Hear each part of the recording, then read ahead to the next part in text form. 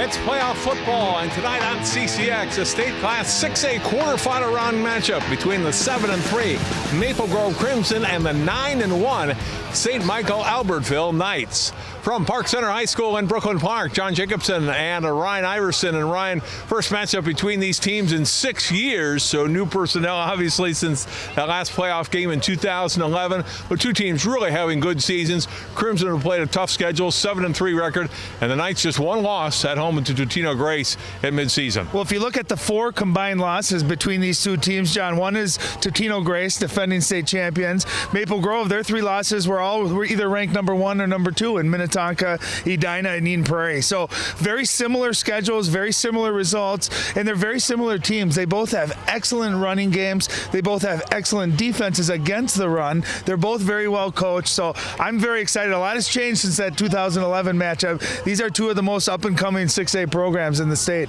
Precipitation has certainly played a factor the first 2 weeks. It's some rain and slushy a couple of weeks ago, snow last week for a lot of games. No precipitation issues tonight, but certainly weather is going to be a factor. It's cold, there's a little bit of a breeze, game time temperature around 15 degrees. Well, as a former player too, if you talk to both of these teams, the cold is something you can live with. Once that first hit is under your belt, your blood's flowing, your adrenaline's going, that's fine. When the conditions are slippery or really windy or snowy and you lose your footing, that's when you see a lot of turnovers. That's when you see a lot of sloppy play. I expect a really clean, crisp game tonight. It actually bodes well for both teams. They're very, very dependent on the run. So this is kind of a ground and pound type of weather, and both teams I think are gladly accepting of that. Let's look at our key players tonight, starting with Maple Grove. Evan Hall, who's had a terrific season and a great playoff run in the 2 games that the Crimson have won so far. Well, 2 things really stand out, John. The first is he's averaging a staggering 320 yards rushing. That's not a misprint. That's 320 yards per game in the playoffs. So he's just exploded. The other thing I really like is he averages about 26 carries a game. That's so rare in high school football. He gets better as the game goes on. He takes hits and he gives them out, and he gets stronger as the game goes on. He's big, fast. He's got a great combination of both of those skills. So he's just been their absolute dominant force. They're going to feed him tonight against a very good run defense of St. Michael-Albertville. And for STMA, Deshaun Phillips, who's really kind of taking over the rushing load and has really excelled in that capacity. Yeah, and he's got great speed. So Mitchell Cardis, who's one of the best players in the state, was really their main featured running back.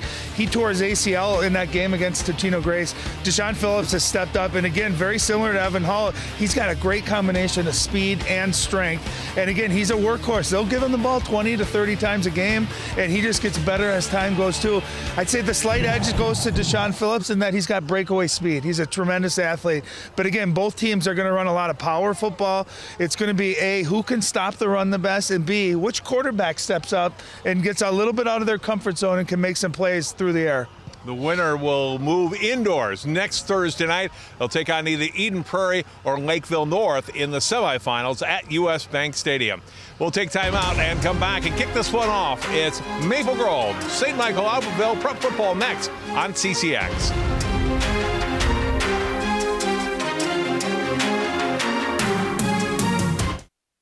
What makes your community feel like home?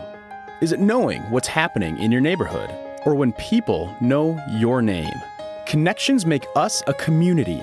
For more than 30 years, Northwest Community Television has connected citizens, neighbors, even sports fans through video. As life gets busier than ever, we will still offer you a connected community experience through CCX Media, so you can stay connected to the place you call home.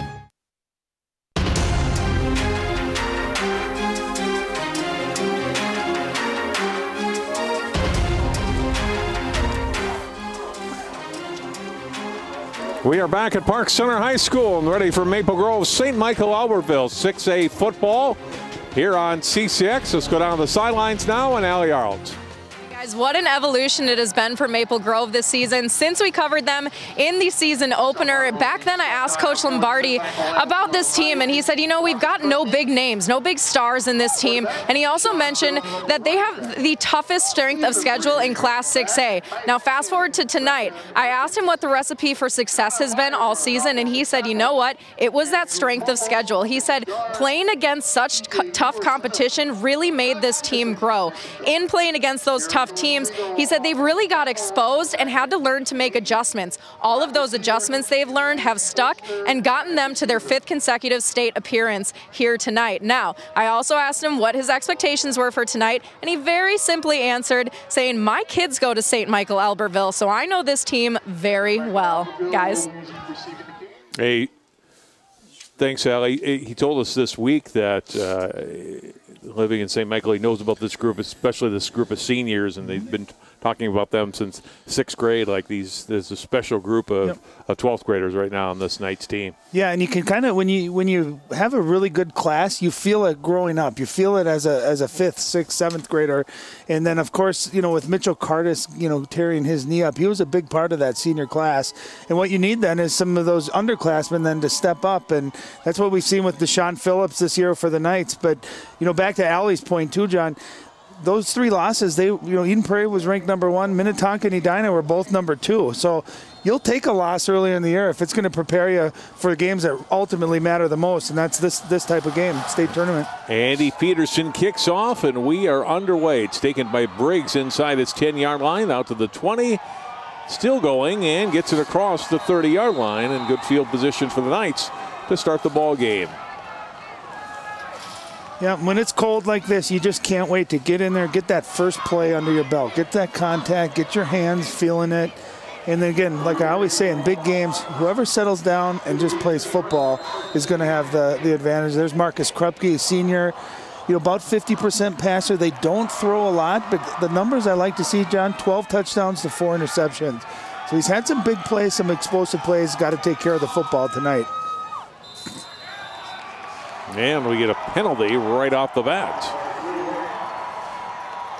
on Maple Grove. Yeah, that's always tough when you're just gearing up, ready to go, especially as a defensive lineman. And Maple Grove, with their linebackers, they're bringing pressure so much. You can get a difficult snap count like that, get a free 5 yards. That's a great play, great way to start the game. 1st and 5 from the 35-yard line now for STMA. A handoff and a run a couple of yards out to the 37-yard line. Tackle made by Ben Bristol on a gain of 2. Yeah, and there's a good look at that Maple Grove defense. And what I love about them is that group right there, that linebacker group of Hansen, Paschke, Stolp. They are fast and they are just playmakers, John. They just fly to the ball. And they fill those gaps on the runs. They bring pressure. They can pressure the quarterback too. They can cover. They're a very, very good group of linebackers. On 2nd down and 3, a rollout. Krupke under pressure and had to get rid of it. So Adam Skogman, number 11. Watch him stay at home right there. You know, play action is a big part of St. Michael-Albertville's passing game because they've been so effective running it. And that's the question mark tonight, is with the linebacker and the speed and the discipline of Maple Grove's, you know, DNs and their linebackers, is play action going to work?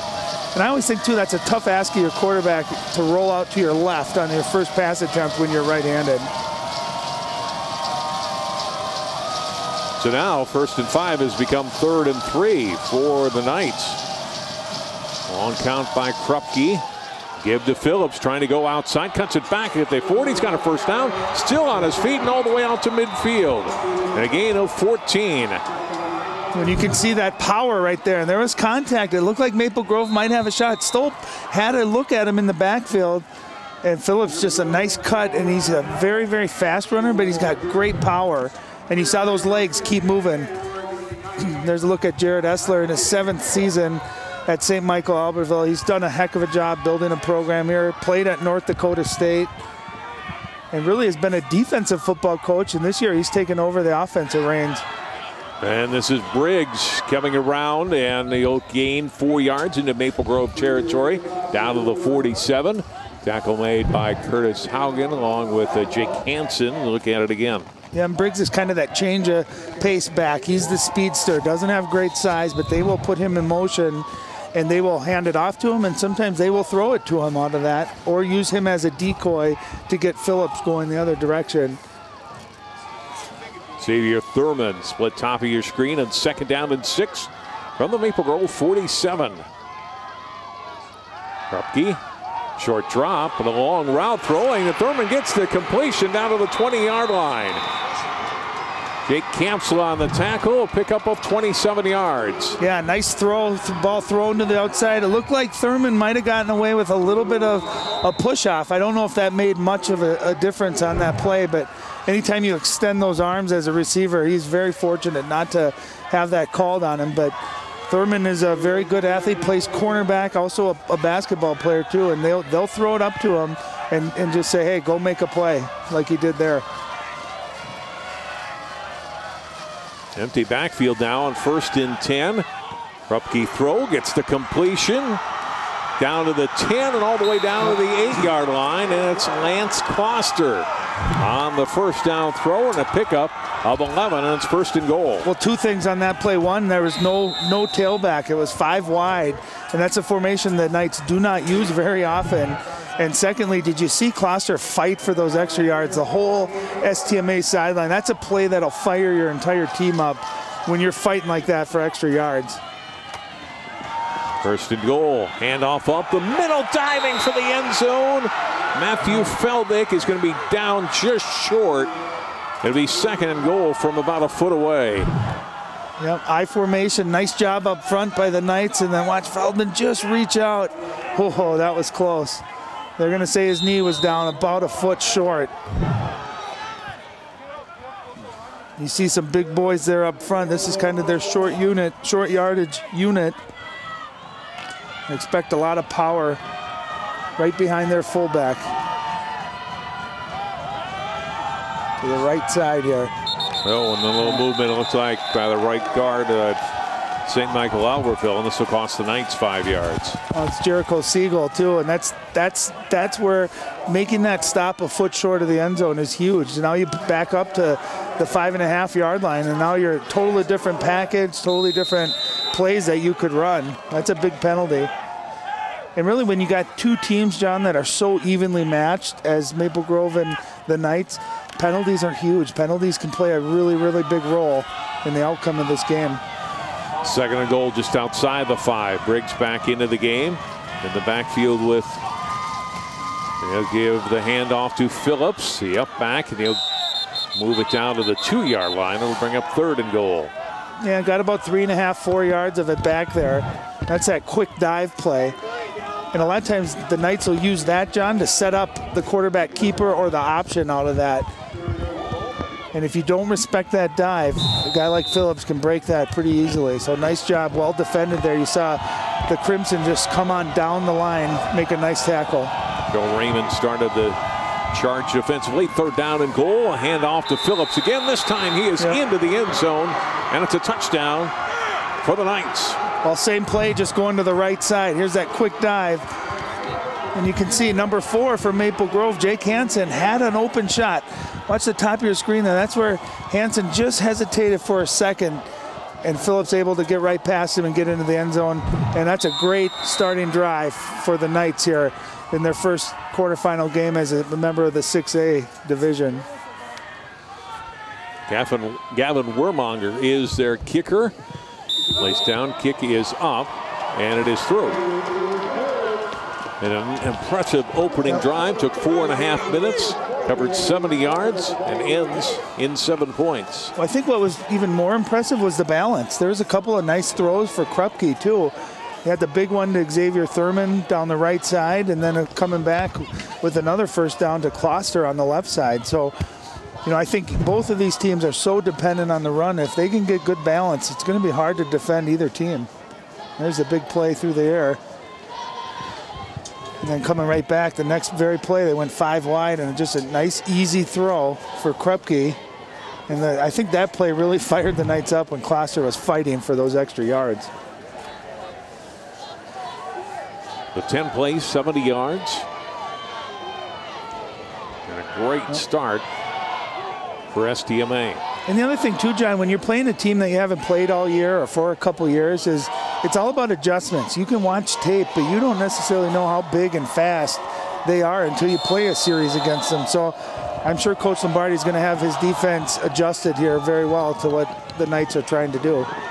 This will be taken by Joe Raymond. He gets up the middle and across the 35. And Maple Grove, with its first possession, will have nice field position to start. Raymond, a guy who can do a lot of things, special teams guy, offense, defense. Well, and rightfully so. Evan Hall's going to get a lot of the credit with those gaudy numbers that he's put up. But I love Joe Raymond. He's a great pass catcher. He's a great defender. Can make big plays in the kick and the punt game. Had a blocked punt against Wayzata when we covered their regular season game earlier. So he's just a really valuable all-around football player. As Curtis Haugen hasn't been asked to throw the ball much in the playoffs at all, just 9 attempts in the 2 playoff games, and his overall season numbers you saw there. It's Hull that gets the pitch on the first play from scrimmage, and he gets a yard out to the 36-yard line. This STMA defense has been very stingy, and I think that's probably an understatement this year, not allowing much yardage at all. Well, when you say not allowing much yardage, 4 yards passing per game in the playoffs, 18 rushing yards per game. And so there's the group right there up front that's really going to have to do a nice job for the Crimson. They got to win their battles and allow Evan Hall and Joe Raymond and these guys to get to that second level where they can really use their skill set, which is speed and just power combined. But you got to get Evan Hall a chance. 2nd and 9 from the 36. Play action. Haugen throwing, gets the completion, and Stolp on the catch and gets out past the 45, and it's a first down to the 46-yard line and a gain of 10 yards. Well, beautiful play design, a little play action. They got their fullback just out in the flat, so a nice easy throw for Haugen to make. And I'll tell you, you feel so much more confident as a quarterback when you get that first pass. It's kind of like a basketball player, get that first basket to go in, and all of a sudden you settle down, you just play football. 1st and 10 from the 46.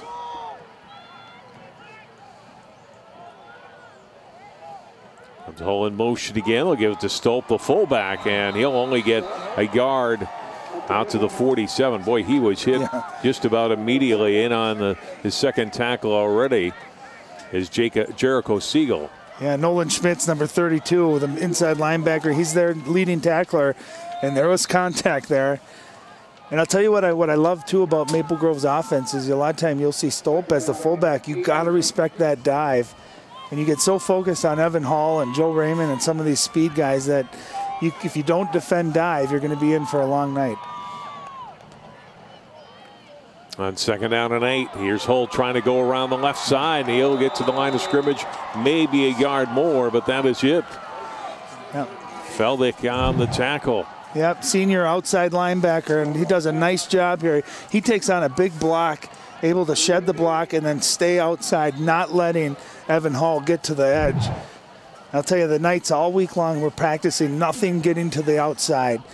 And their outside linebackers, if they can just set that edge, they trust their inside linebackers to really do a good job of running to the football. So far, 2 rushes with only a couple yards. 3rd down and 8 from the 48. Roll out right again for Haugen. Downfield, and it is incomplete. Would have been enough for a first down for Raymond, but incomplete, and the Maple Grove will have to punt. It actually might have been a little bit short, but regardless, it came incomplete. So we got Matt Lombardi now 7th year and 5 years in a row now in the playoffs. 5A first, and then they've been 6A since that class was created. Well, and really, I think done maybe his best job coaching this year. Lost a lot of seniors last year. Of course, their 3-year starting quarterback in Brad Davison. He's done a heck of a job building this program up. Peterson on the kick, bounces, be down by Maple Grove. The St. Michael-Albertville or Crimson are hoping that it went off the Knights' punt returner, but it didn't look like he did it, Al. That's for number 3, Ben, or is that Shalene, I think, Zach Shalene. That's where you just got to get away from the ball. That ball takes a crazy bounce and touches you. That's the kind of turnover that can change the outcome of a game. And fortunate that it didn't hit off of him there. So a good 38-yard punt with no return. You know, and this is where Maple Grove, John, you can get it right back in this game. If you can get a 3-and-out here, change the field position, give your offense the ball back. Knights backed up to their 14 to start their second drive. And a first down handoff and maybe getting to the 15. I don't think he even got that. Stolp led the charge on defense, but he had help as well. Liam Arbeiter also there, and Ben Bristol. Yeah, Bristol does a nice job shedding his block and making good contact. I like what the Knights are doing, John. You see they're going on the second hut or the third hut, and that's how you can use Maple Grove's strength, which is really their speed and aggressiveness, and just slow them down just a half a second.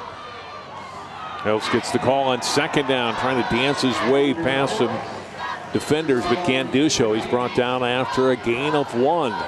Yeah, very well. Yep. Excuse me, Ben Paschke on the tackle. Paschke's been a great player for you. And there you can see, look at that, 5 white jerseys just running to the ball. That's an excellent job defensively. And you put the Knights in a 3rd and long. And this is where Krupke, if there's nothing open, you don't want to force it and have a turnover. You want to take care of the ball, throw it away if you have to. Maple Grove is very, very good at pass defense and running to the ball, making big plays. 3rd and 7. They'll stay on the ground. This will be a 3-and-out for St. Michael-Albertville as Feldick gets the carry and gets yardage out to the 20, about 4 yards shy of where they needed to get for the first down. Yep, and that's exactly what you wanted for Crimson defense here. Quick 3-and-out, give your offense the chance to get the ball back, and more than likely it's going to be a short field. And again, anytime it's cold like this, especially for a long snapper or a punter, your hands are cold. You always run that risk of dropping the football and maybe having a turnover too. Krupke is also the punter. Drops it, just as Ryan predicted, but he does get the kick away, a short kick. They'll take a STMA bounce though, and a good bounce of 10 to 12 yards there. But Maple Grove will take it at the 45. Yeah, Krupke, being the quarterback, you know his hands are warm, but it's just a little different when you're the punter. And a lot of times too, when you feel that pressure coming, you just like, you know, a wide receiver, you take your eye off that ball just for a half a second and you can drop it. Very fortunate to get that off, and then had a really nice bounce. That's about all you could expect there from punting, you know, about from your 10-yard line. Ended up being a 35-yard net punt. 1st and 10. Crimson's second drive will start at their 45. Under 2.5 minutes to play here in the first quarter. 7-0 Knights. First down run, and hitting the backfield is Hull, and they won't even get back to the line of scrimmage. Austin Buchholz, watch number 34, just meet him about 2 yards deep. And I think he was blitzing up right up the A-gap. You could see he got to that hole before the blocker was able to get to him. And just a really, really nice play. I'll tell you, with both of these teams, John, is they are excellent tacklers. I mean, you will not see very many missed tacklers, and I credit Coach Lombardi and his staff and Coach Esler and his staff. They are very well coached, and they are very good tacklers. Handoff goes to Hull, and second down gets a nice push from behind from his offensive line that'll get him out to the 48-yard line and set up a 3rd and 7. Well, that last couple-yard push there was huge, because that looked like it would have been about a 3rd and 9. And instead, they were able to push forward for an extra 3 yards. You know, right around midfield, too, you got to wonder if they're able to get 5 to 6 yards here, would they go for it on 4th and short? You know, and they've had success running the play action. 3rd and 7. Now again up under center. Deep drop as he wants to throw. Quick screen for Hull, and he's tackled from behind. What a play. Tackle made by Ethan Rice. Watch Ethan Rice, who was rushing the quarterback. Watch him smell that screen out and just never gives up on the play. He turns direction and just excellent effort. That was a great play call, and if Ethan Rice doesn't make that tackle, that goes for a good 20 or 30-yard gain. That's just all effort. And again, as a defensive lineman, you can sense if your guy lets you go early like that, hey, you got to think screen. Nice job. Michael bounce at the 20 and bounces backwards to the 25. So short kick this time for Peterson of just 23 yards, and STMA will take it over at the 25.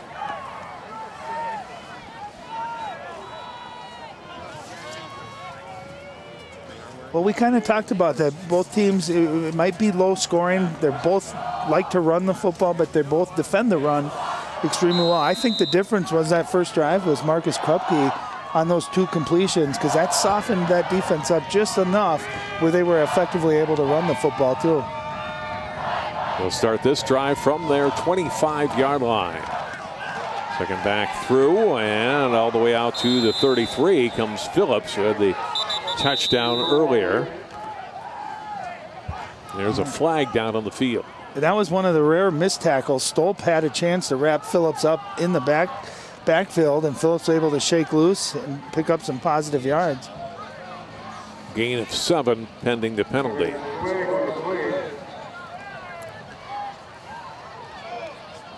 Long discussion here, and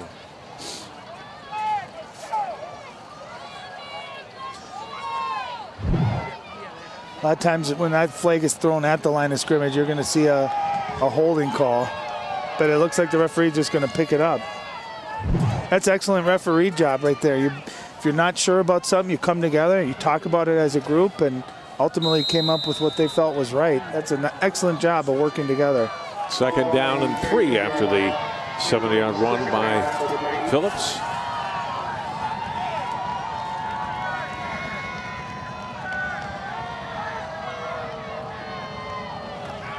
Krupke handed off to Phillips, first faking and then handing it to him, and hit almost immediately by Paschke. No gain. I love Paschke. I love how good he is, but B, he's so enthusiastic. He gets that whole defense fired up, and it looked like it was going to be a pitch to the left, John, and it was coming back with that counter. Extremely well defended by Maple Grove. That is the end of the first quarter. St. Michael-Albertville scoring on its first drive, and after 1, it's STMA 7, Maple Grove nothing. More prep football and CCX after this. Most of my family, they never graduated high school or even let alone go to college, so I'm trying to break that barrier. Every day after work, went straight to school, studied hard, and it paid off. I could not have done it alone. I see the future is really bright for me. The high school diploma is just added to the confidence, and now I feel unstoppable. Find free adult education classes near you at finishyourdiploma.org. Cold night in Brooklyn Park at Park Center High School. Neutral site for tonight's 6A quarterfinal round game between St. Michael-Albertville 9-1 and the 7-3 Maple Grove Crimson. Lakeville North and Eden Prairie playing tonight at Chanhassen High School. Winner of this game plays the winner of that game next Thursday, 7 p.m. at US Bank Stadium. Well, we were talking, John, before the broadcast, if Maple Grove were to win this and Eden Prairie were to win, Minnetonka, Edina could win. You could have 4 schools that basically play, in the same conference all year long, showing really how strong that conference really is. Yeah, all in the same district. Yeah. Big rush, and down goes Krupke. He is buried by Alex Steinberg. Well, and that's, again, you just don't have much time. You can see number 9. That's Steinberg coming in there. And with Maple Grove, all the blitzing that they do, if you don't pick it up right, if one lineman is off and on his assignment, that's what can happen. Krupke didn't have more than a half a second to plant his feet there. And if you're going to pass against Maple Grove, you better make sure that you got the right protection call. Otherwise, they are coming, and they're coming hard. Krupke's second punt of the night. Big rush. He just got it off with a very high and a very short kick.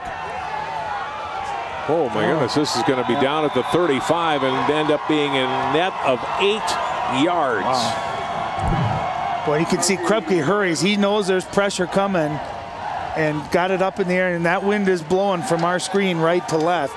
And so if you get it up in the air like that, you're going to see it stall, and that was not what you want for for Albertville. And that's the kind of play, John, that's really big in a game like this, a low-scoring game. When you can switch the field, it's basically almost like a turnover, if you will. Now you're giving Maple Grove's offense, who has struggled to this point, a little bit of shot in the arm here, a little chance at the 35-yard line. Give it to Hull, hits in the backfield and gets to the line of scrimmage, but that's it. Mook Holtz was in there and he had help. Well, and you're starting to see why the Knights have only given up 18 rushing yards per game. I mean, they fill every single gap, and they're very disciplined, and they know their job. And the best defenses usually aren't ones that have one guy making all the tackles. They're team defense, and everyone knows their role, knows their job, and you trust your teammate to make his play. And so far, they've done a nice job of slowing down Evan Hall. Second and 10 from the 35. Haugen, short drop back, tried to dump it off to his left, and incomplete. Yeah. Oh, he just lost it out of his hands, I think. Yeah, lucky that wasn't a fumble, right? I mean, was he? Yeah, it looked like he wanted to pump fake that. Right. Maybe they were setting up a fake and go, and the ball just got out of his hands. Yeah, and lucky that for Maple Grove that wasn't a fumble. But I think similar to what the Knights did on that first drive, John, I think Maple Grove is going to have to get some plays out of the passing game just to soften that defense up. Most teams use the run to soften up a defense to use the pass. I think Maple Grove needs to do the opposite. They need to get a play in the passing game to set up their run. Third and 10 from the 35. Haugen's got time, fires over the middle, high and incomplete. Knights almost had a shot at that well. Tanner Longben was the closest defender to it. As you look at the pass, it was just a touch high, intended for Eric Christensen, who's been their top receiver, but Haugen couldn't make the completion, and it's fourth down. Well, that ball was almost tipped to Joe Raymond, who was 10 yards down the field. I'll tell you, when your hands are cold, sometimes you can't grip that ball. You almost get numb, and that's what'll happen. Sometimes you'll see a lot of errant throws, and if they miss, it's usually going to be because they missed high. Punt to the 7, returned out to the 13 by Shalene. So disappointing drive for Maple Grove. They get the great field position after the short punt to the 35 and can't do anything with it. I was thinking to myself there, that might have been a good try, a good chance to run a fake punt. You're on a short field like that, so if you don't get it, you're really not losing anything. But instead, they opt to punt it, and they pin the Knights here with, again, pretty poor field position. If they're able to get another 3 and out, you give your offense some pretty short fields. You know eventually they're going to get clicking.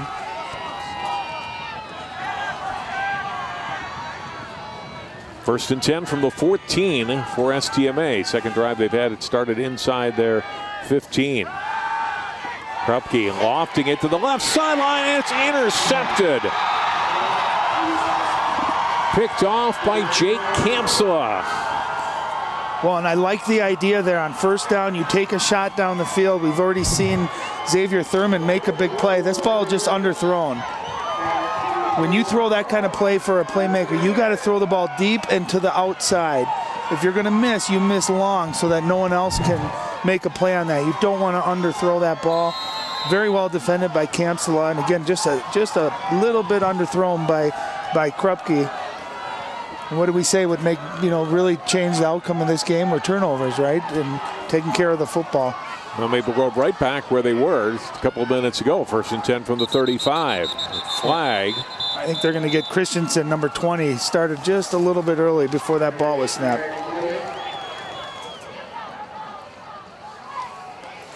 Second Crimson penalty of the game will back them up to the 40 and make it first and 15. Yep.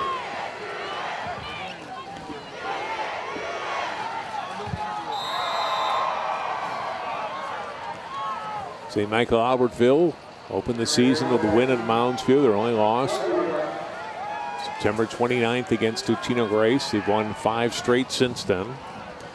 And really in that game, Totino Grace just defensively played lights out. They were very, very sharp defensively.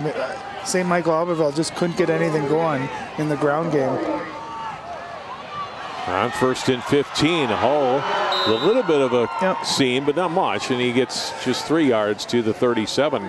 Still, that 3-yard gain equals his longest gain of the night, closer to 4. Yeah, and then again, you see the Knights defense setting that edge. There's nowhere to go outside, and that time their interior linemen were able to get to those inside linebackers just enough to be able to turn it upfield for Hall.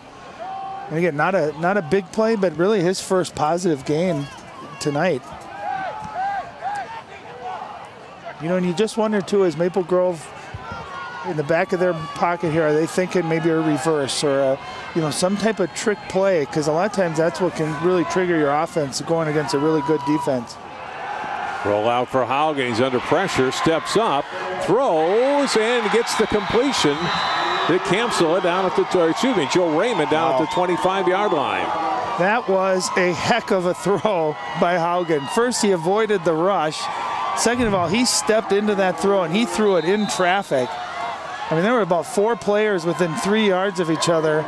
Joe Raymond just made a great football play, just went and got it. That was a confident throw and a great catch. First catch for Raymond. Haugen so far 3 out of 6 passing for 25 yards. 1st and 10. Crimson from the 25 of St. Michael-Albertville. The deepest penetration of the night. Hull comes in motion. They'll give it to Stolp, trying to bounce out right side, and it's back to the line of scrimmage at about half a yard, and that's it.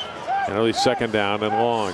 Well, Curtis Haugen, you said it, John, 6 pass attempts already here tonight. He had 9 in the previous 2 playoff games. So I think that tells you Maple Grove respecting the Knights' run defense.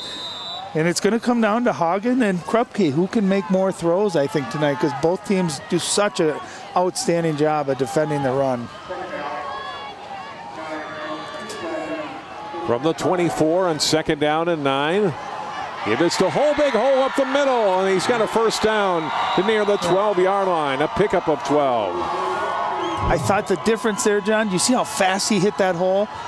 There was no slowing down. That was full speed. He hit that hard, and it was really well blocked up front.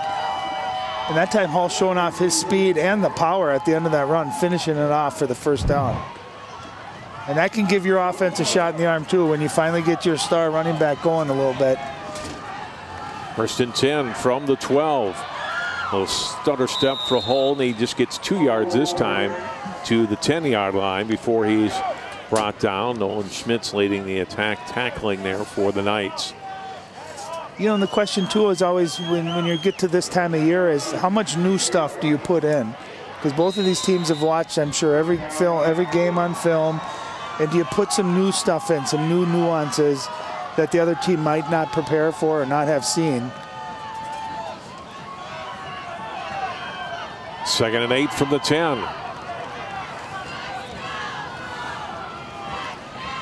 Hull will get the carry again. Left side slipped as he was trying to make a cut and goes down right at the 10-yard line. TJ Dewar also there defensively for the Knights. Yeah, nice job by 58 TJ there, coming right down the line. And he made a nice tackle. I think Hall lost his footing too, and that contributed to it.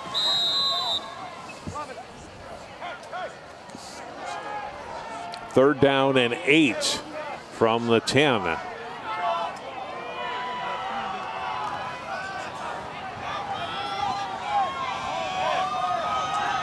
Haugen and the Crimson trying to keep this drive going.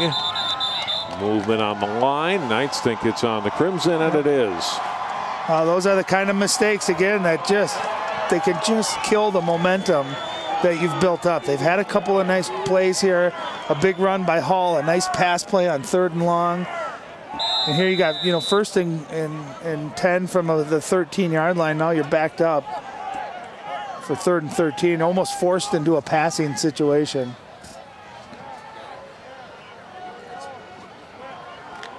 Third and 13 from the 15. Knights fans down in front and to the left of us on their feet. This is where Joe Raymond is known to make a lot of plays. Haugen looking, it's intercepted. Picked off by Buchholz, still on his feet. He's to midfield and brought down by Hull at the 39 of Maple Grove.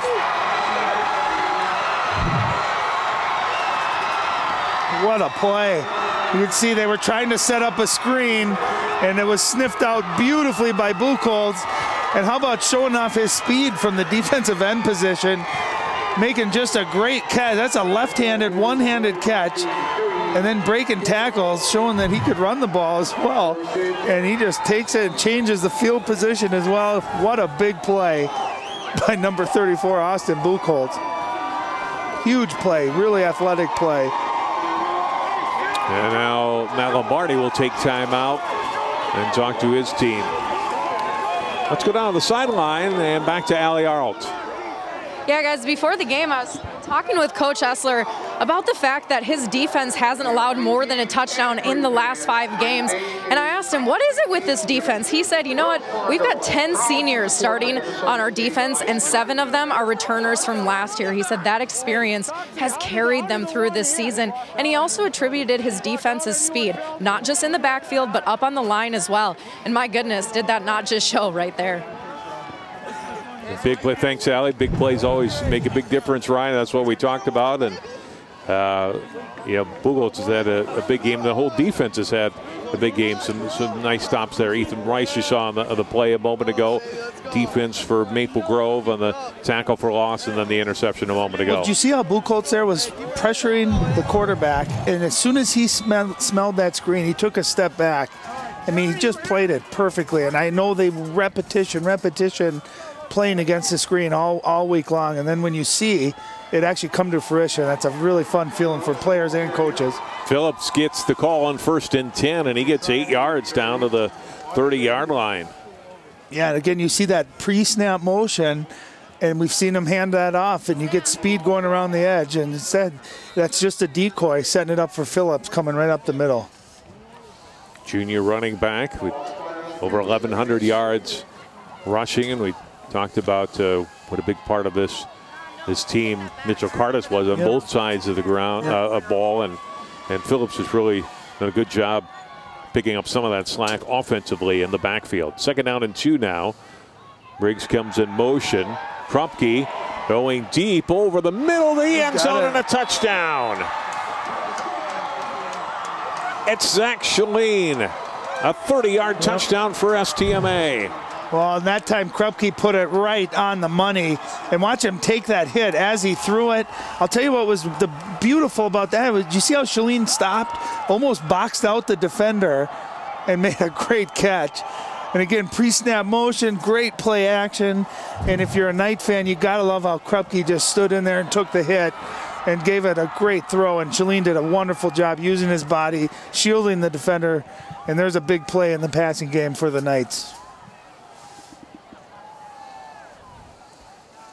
Vermager for the extra point attempt out of the hold of Krupke, and it's good. And with 4:48 left in the first half, it's now St. Michael-Albertville 14, Maple Grove nothing. So it looks like Maple Grove's maybe going in for the tying score, Ryan. They get the penalty and then the interception. Yep. Well, and turnovers are huge, and we saw Krupke throw a turnover on the series right before that. The only difference, Maple Grove not able to capitalize on it. The Knights get a beautiful interception by Buchholz, and he gets a great return out of it. And there you see the Knights, they run the ball, beautiful play action. And that gentleman right there, Shalene, with a 30-yard touchdown reception, but a really nice throw by Krupke, but I thought even a better job by Shalene. Shalene, his 20th catch of the season, Ryan. He's averaging 17 yards per reception. That's a 6th touchdown. So he's a big play guy. That's a 6th touchdown. So he's a go-to guy. I just loved how he stopped and basically boxed that defensive back out. That was just a beautiful play.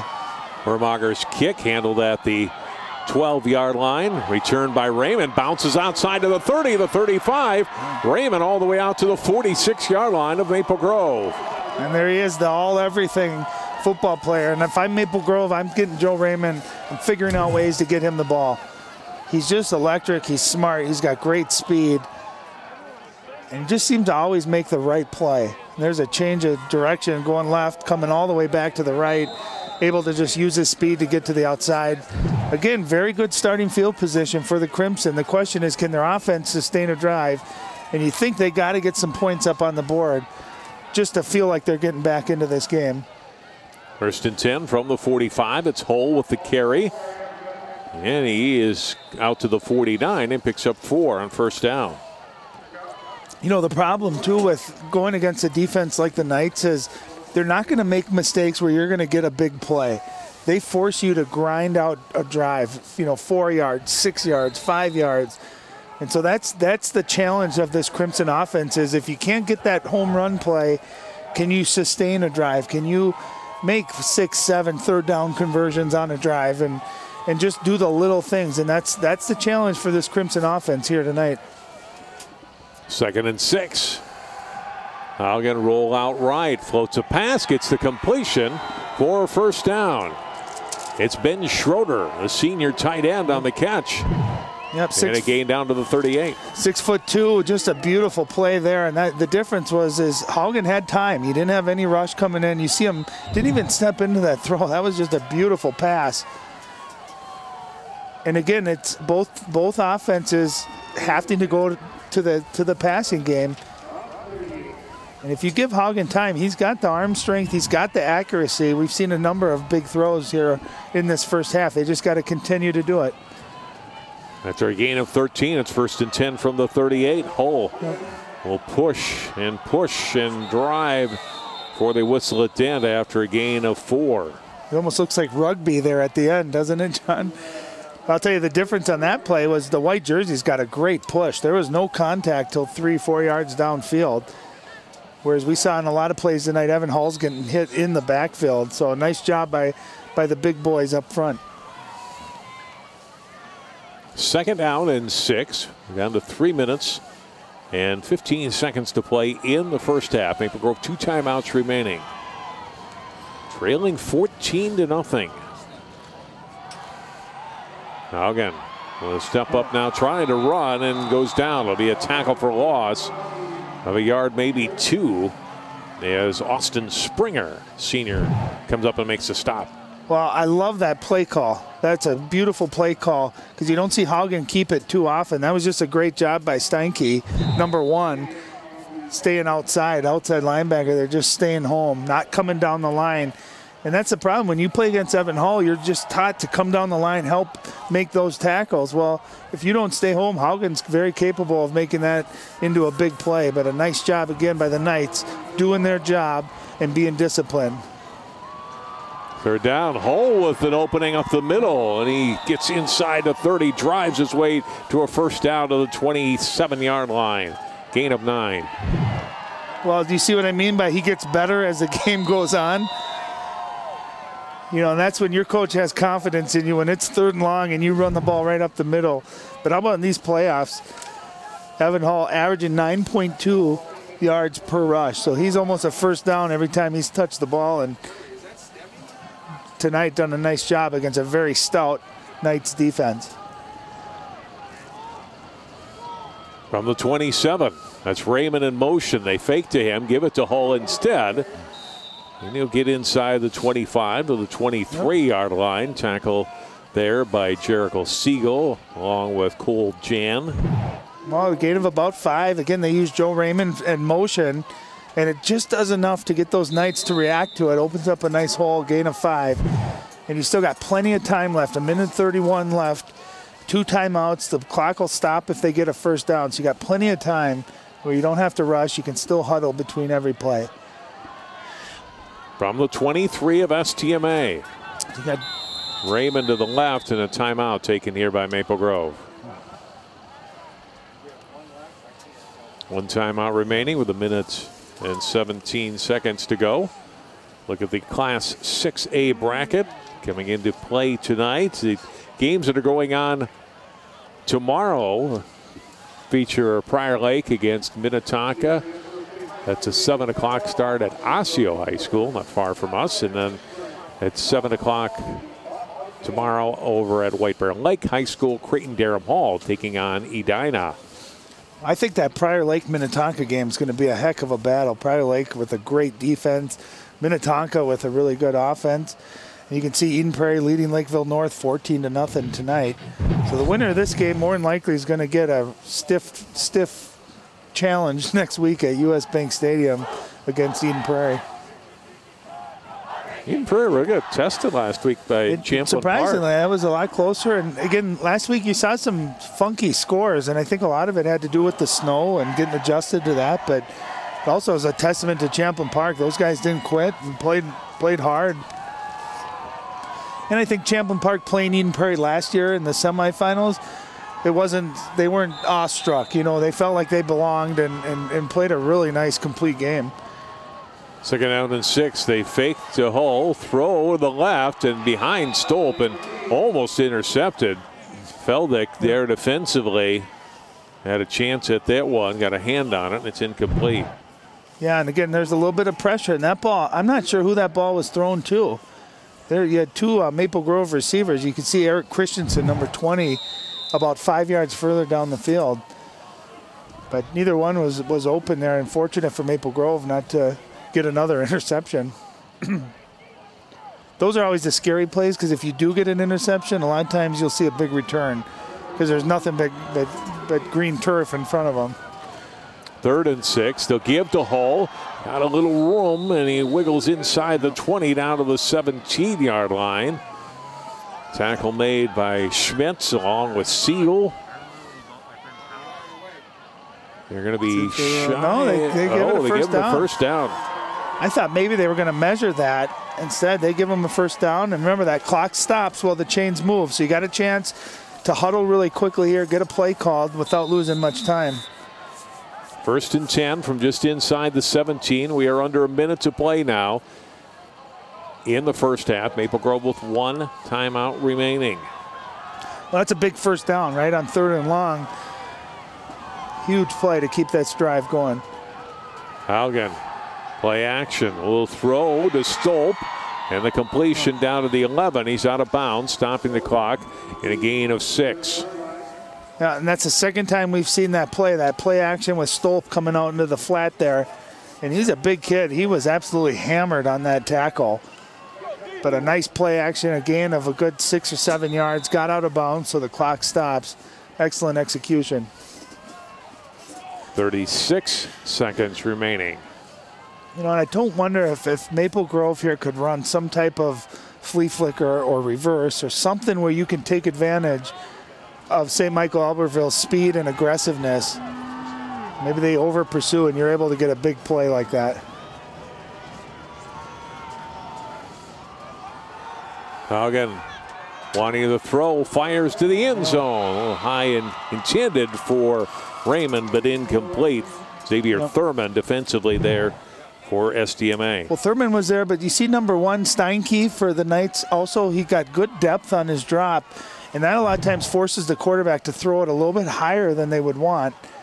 And he didn't make the play, Steinke didn't, but being that he was back there and in that passing lane, I think made Haugen have to throw that a little further and higher than he wanted to. 3rd down and 4. 31 seconds, still the 1 timeout left for the Crimson. Expect to see a run here just to get the first down. Oh, got a first down to the 5. It'll be 1st and goal from the 4. Yep. First down, clock stopped while they're moving. You see Maple Grove getting on the ball. I don't think they need to spike it here. I think they can get a play off. Yep. And they do. They'll hand it off to Hull. And he will get to the line of scrimmage, and that is it. Now they'll have to use their timeout with 16 seconds left in the half. Well, that one was really well defended by the Knights. And if you're Matt Lombardi right now with 16 seconds left, you got a chance here to get 3 more plays off. Watch that tackle. I can't see who it was. I think that was that Buchholz? I think that was... No, it was Austin Springer, number 39. The linebacker came up, just made a really nice tackle. Do you see how low he went to on Austin Hall? And when you go low on a guy like that, it takes their power away from him.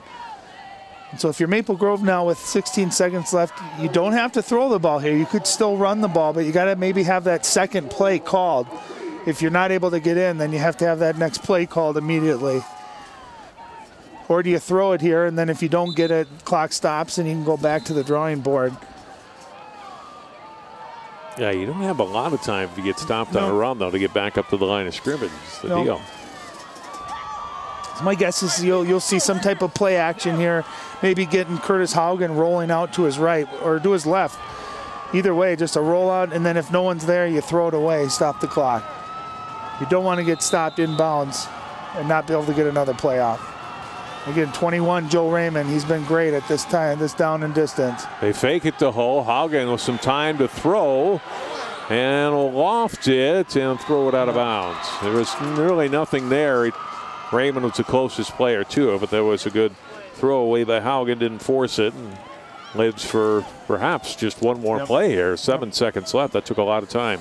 Well, very well defended. What I'd like to see the Crimson do, you see everything going to the right. If they could leak a wide receiver coming back to the left, they'll have someone open. But this is where you got to get a new play route, or you want to make sure you get in the end zone, almost ensuring that you're going to pass the ball here. If it's a quick throw, you'll have time to get another play off.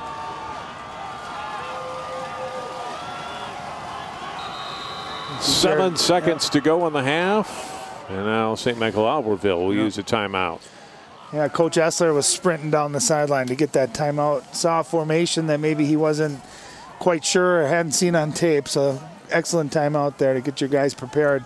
The flip side, though, is you give Maple Grove a chance to rethink things and make sure they have the perfect play called as well. And maybe if it was 7-0, they try a field goal here, but I think down 14-0, they feel they need to get a touchdown. I think at this point, yeah, especially with the cold weather, it's no certainty that you're going to get the snap down, the hold, everything. So I think it's absolutely, you know, and if I'm Maple Grove, I'm looking at this as 2 plays. We take a shot here, and then it's got to be a quick decision. The last thing you want is to, you know, use all 7 seconds on this play. Make a quick throw. If you get in the end zone, great. If you don't, then you want to have at least one more chance. But this is what really good defense do. They bend, they give up yards, but they get really tough when the field shortens up here in the red zone. 3rd and goal from the 3 for the Crimson. Haugen, straight drop back, quick throw, and just incomplete. Trying to hit Raymond. It's still 3 seconds to go. This will be the final play of the half. Well, they are bringing unless we get a defensive penalty. I want to get a nice job by number 8 there, Matthew Feldick. Watch him just get into that passing lane underneath it. If he's not there, that's an easy throw to make for Haugen. But because of that depth and getting in that passing lane, the ball, again, a little bit high, a little bit outside. They did leave themselves enough time for a field goal try after the incompletion. Peterson from 20 yards out, legs it up and through. And at halftime, Maple Grove is on the board. St. Michael-Albertville, though, with a 14-3 lead coming to halftime here, Ryan. Yep, and I think if you're the Knights, you're just fine with giving up 3 points there. That's kind of deflating for the Crimson there. You want to go in on a really high note, but they did get 3 points, but you want to punch that in, get a touchdown. Now Maple Grove's going to get the ball to start the second half as well. And maybe figured a few things out. They were able to really pound Evan Hull there on that last drive, get some good momentum. They just haven't figured out how to get into the end zone when they've been down in the red zone. Better job, though, definitely running the ball those last couple of drives than they had success with earlier in the game. Yeah, and both quarterbacks throwing a lot more than they have coming into this game. And Krupke with a big-time touchdown pass. And then we saw there Curtis Haugen with a couple of nice passes as well. Let's go down the sideline and Allie. All right, Coach, you guys have been plugging down the field, gaining those yards, but it's been hard to convert on points. Where's that disconnect been on offense?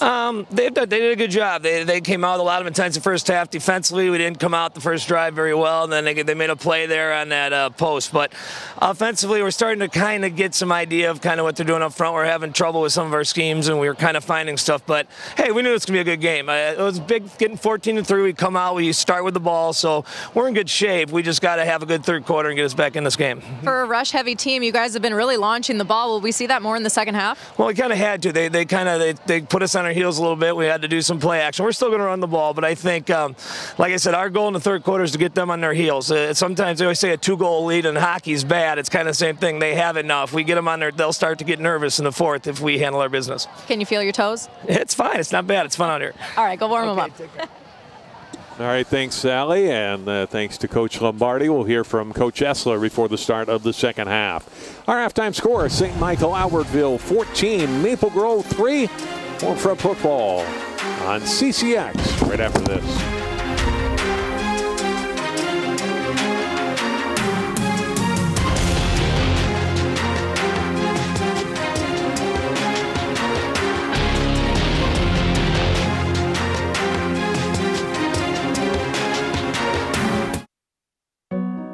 They said a bottle was just a bottle.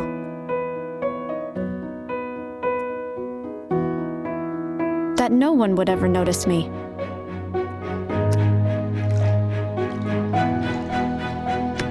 But I knew I could be more. That one day, I would make people smile.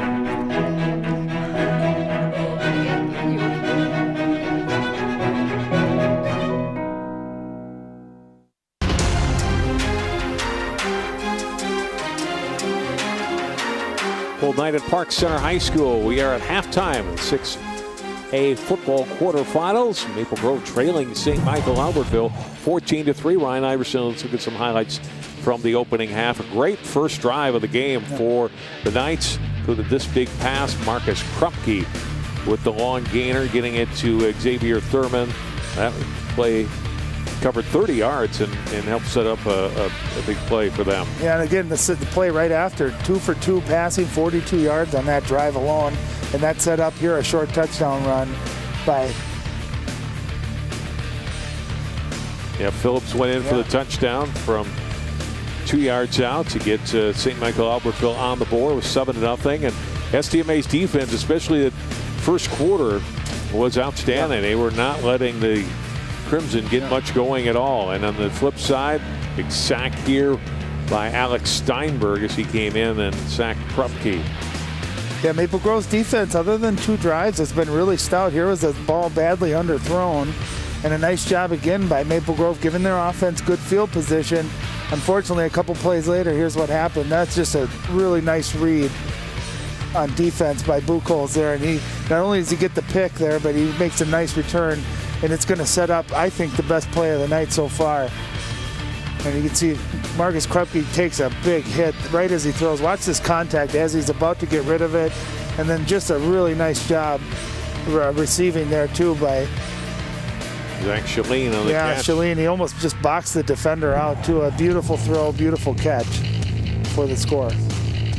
There's a look at our numbers at halftime. Maple Grove with the edge in rushing yards. St. Michael the edge in passing yards. Total yards about a wash in this one. Maple Grove's actually had more first downs than Maple Grove, or St. Michael's had more of the big plays downfield added to their yardage. Each team with a turnover, but SDMA able to convert their turnover into 7 points. Yeah, and we've seen Maple Grove get down to the red zone a couple of times tonight. Of course, they came away with 3 points right before the end of the half, but unable to punch it in. And again, we talked in the pregame, both teams run the ball, run the ball, run the ball. Both teams defend the run extremely well. Which quarterback would step up tonight and make some big plays? And so far, it's Marcus Krupke, I think, with the throw of the night, maybe the throw of the year for him, taking that big hit and throwing a strike for a touchdown. 3 out of 5 for Krupke, throwing the football for 69 yards, a touchdown, and an interception. We'll take time out and come back with more coverage of our game tonight.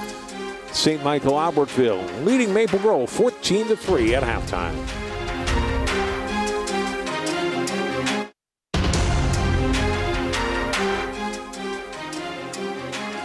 (14-3), St. Michael-Albertville on top of Maple Grove. Let's go back to the field. Allie Arlt standing by with Jared Esler. Thanks, John. Coach, just 3 first downs in that entire first half, but you put up 2 scores. How were you able to do it? Well, we made a few throws. You know, we had big interception on the screen pass. That was a big momentum shifter, and then we made a couple of great throws on a fade and a post route, and you know those big plays have really carried us. But the run game's tougher. We got to be better at that and start getting that ball going north and south.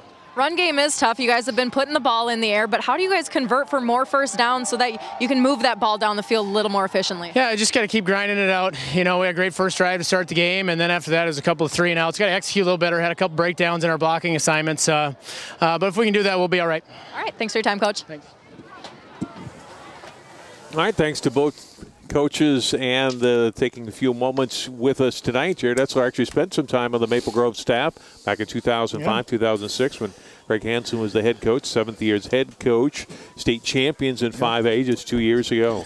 Yeah, and it's been fun. You know, I've lived in the community of St. Michael-Albertville since 2008, and it's just been fun to see the community grow, right? We were this kind of farm town, and a lot of people migrated out that way. And Jared Esler, when he got hired, was extremely young. A lot of people wondered about that, but he's been excellent as a head football coach. he's got the whole community excited about St. Michael-Albertville football, and the youth program has been built up, and he's just sharp. He's a very sharp guy. He sees X's and O's extremely well, and I love, we talked about the teams being similar, John, but really the coaching is very similar. You're not going to find a brighter guy than Matt Lombardi, as far as X's and O's. And Jared Esler, for as young as he is, has a state championship under his belt, and now they're moving up into 6A. They're playing the big boys, and so far they're holding their own. And he can't wait till Max Iverson gets big enough to play high school football, He's in 4th grade, so I'm assuming by his 6th or 7th grade he'll be starting at quarterback. But no, I always tell people, and a lot of people ask me, why did we move out to St. Michael-Albertville? It reminds me of Eden Prairie before Eden Prairie kind of became Eden Prairie, if you will. A lot of young families, a lot of kids, and the sports are becoming, bigger priority for people, and good facilities, and it's a fun community. And it's actually very similar to Maple Grove too, just a few years behind their kind of big explosion of growth. And this is a very even match between two very even communities and schools.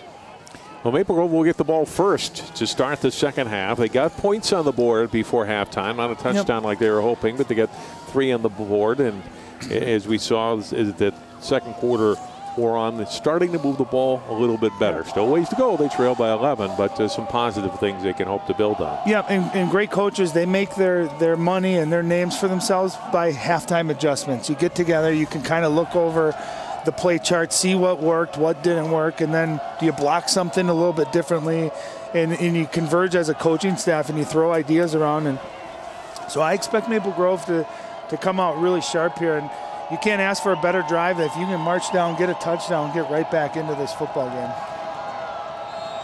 Wermager to get us underway with the second half kickoff. Keeps this one on the ground. It'll bounce and picked up at the 19-yard line. There's Raymond again. Trying to dodge some tacklers, and this time only able to get it out to the 32-yard line. A return of 12 yards. Tackle made by Peyton Zoller. And 1st and 10 for Maple Grove. They'll start this drive at their 31-yard line. Evan Hull, the first half, 16 carries for 56 yards. Closing in on 2,000 yards for the season. Needed 85 tonight to get to that mark. Well, he's on pace for it, and 56 yards in a half against this defense is like getting 100, 150 against an average defense. So he's, after a very slow start, the last couple of drives really started getting it going and had his most success running right up the middle. Unable to get to the outside. Oh, on his first carry here in the second half and gained 7 out to the 38. And that's a play they ran a couple times in the first half, John, and just nowhere to go. That time they got a really nice push. That time you could see they kicked out that outside linebacker, and a nice cut right there by Evan Hall. And again, finishing his runs. There's contact, and he's always finishing going forward, getting an extra 3 or 4 yards.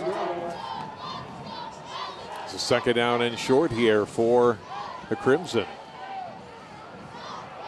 And a big hole for Hall up the middle, and he slices his way out to the 49-yard line, picks up another 11. Well, the biggest difference I'm seeing in these first 2 plays is offensive line. That time, watch this push down the field. You can see white jerseys 3, 4, 5 yards down the field. There's no contact for Evan Hull until he's well past the first down marker. And sometimes coaches, too, you can get into those big boys up front and say, listen, you got your butts kicked that first half. Let's get going. And they're coming out energized, and they're looking to move some blue jerseys, and 2 plays, first down. Right at the 50-yard line. He'll get the carry here and be dropped for a loss of 1. Big tackle on the play by Austin Springer. Yeah, linebacker, watch him come right up. And again, if you're going to tackle Evan Hall, he's not that big, but he's very powerful. But if you can wrap up low and tackle him on their legs, that's how you wrap a good running back up. Loss of 1, second down and 11.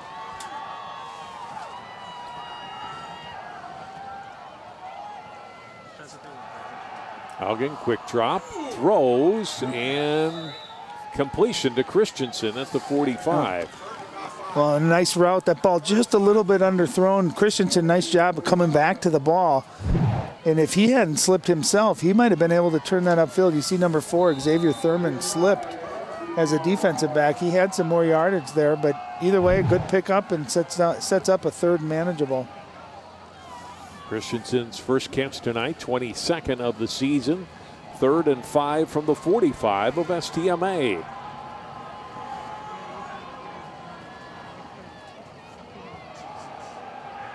Ooh, Maple Grove lucky. That looked like that was a false start. Here's Hull on the carry and surges forward inside the 40. A first down run, gain of 6. Yeah, that looked like there might have been a false start on Maple Grove. It looked like, was that Tanner Scanson, number 32, leaned forward there before that play. Fortunately for the Crimson, it wasn't called. And how about that confidence, just running right up the middle on 3rd and 6 and just trusting your running back to get you 7-8 yards and a big first down pickup. 1st and 10 from the 39. This time it's the fullback and Stolp, no gain. He is hit almost immediately by TJ Dort. Well, he's a doer, all right, at the defensive line there, just nowhere to go. They've tried to run that dive play a couple of times with that quick trap, and it's just gotten eaten up here by St. Michael.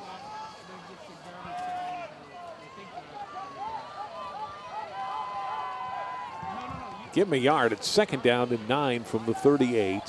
Opening drive of the second half.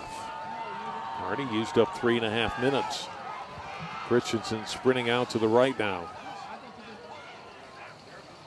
They go back to Hull on the ground game. Breaks one tackle, gets to the 35. Gain of 3. It'll set up 3rd down and 6. Yeah, that's only a gain of 3, but that's just great cutback right there by Evan Hall. That play was defended very nicely by the Knights, and you see 34 Buchholz right there, and just that slippery cutback by Evan Hall turns in a negative gain into a positive gain, and again kind of sets up that 3rd and medium, 3rd and 5, 3rd and 6. And on these 3rd downs, they've just trusted handing the ball to Evan Hall, saying, hey, go get us a first down. 3rd and 6 from the 35. Haugen whips it downfield and gets the completion to the 25 of St. Michael-Albertville, and a first down and a gain of 10. A completion to Raymond. Well, Joe Raymond with a great catch, but how about Evan Haugen, Curtis Haugen, excuse me, with just looking at him get some zip on that football. He threw that ball right in between 4 blue jerseys, and you love the confidence of your quarterback. Hey, your season's on the line. We're down. We need to pick up a first down. He's a senior, everything riding on it. He steps up and delivers a strike for a first down. Another fresh set of downs from the 25. They give it to Hull again. Big opening up the middle, and they'll carry for 10 more. And what you're seeing, John, is a rhythm right now. This is an offense that didn't get into rhythm in that first half. And they're executing run, run, pass, run, run, run, pass. And you're seeing a very nice rhythm, and that allows your offensive linemen, too, to get into that rhythm. And things are working. That's a first down. I think the biggest run of the night here for Evan Hall, was it? Gain of 11. He had one 12-yarder in the first half. 1st and 10 from the 14. Go to Hull again. He's got a seam to run through, and he's got 10 more. Tackle made by Longman. I'll tell you, it looks like there's nothing there, and he cut that ball back to the right side. And all he needs is just a sliver of daylight. He's able to get through there, and then he finishes those runs pretty powerful. And we've seen Maple Grove get down to this side of the field a couple times tonight, unable to punch it in.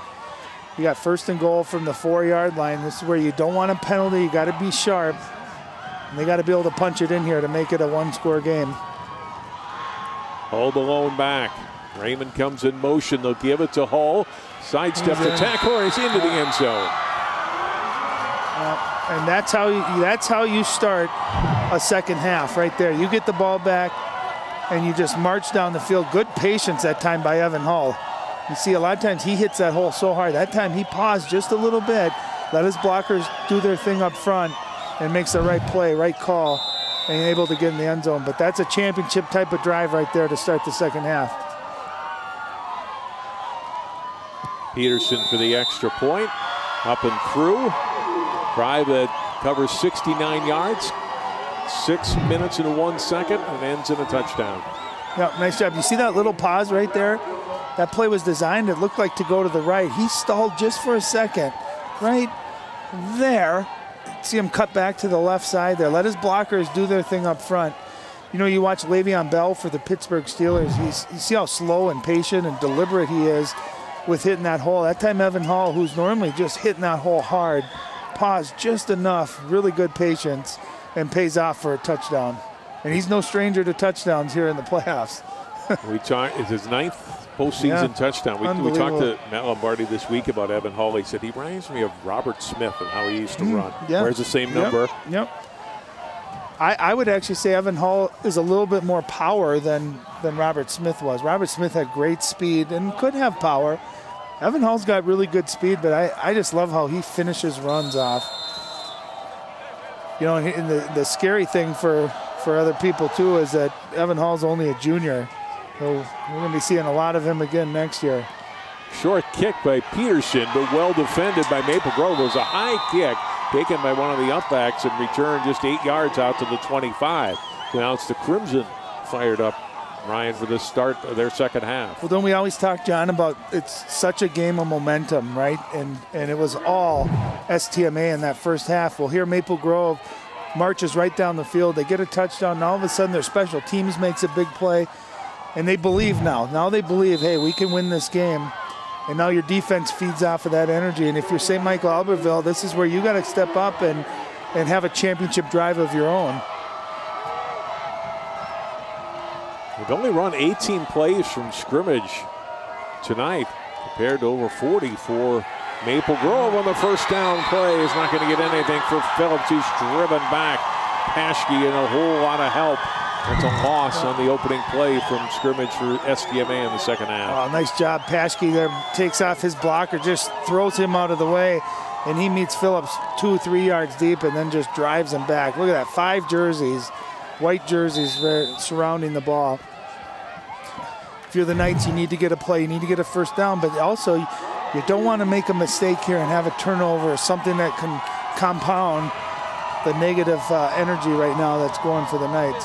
Second down at 11. They'll give it to Phillips again. Sneaks through to the 28-yard line, but still not much going forward. He does gain 3, but it's still 3rd and 8. Well, and remember, too, in the first half, you got Krupke, who's the quarterback, also the punter, and punting in this direction, remember, had a net gain of only 8 yards. So you really want to try to get a first down here if you're St. Michael-Albertville.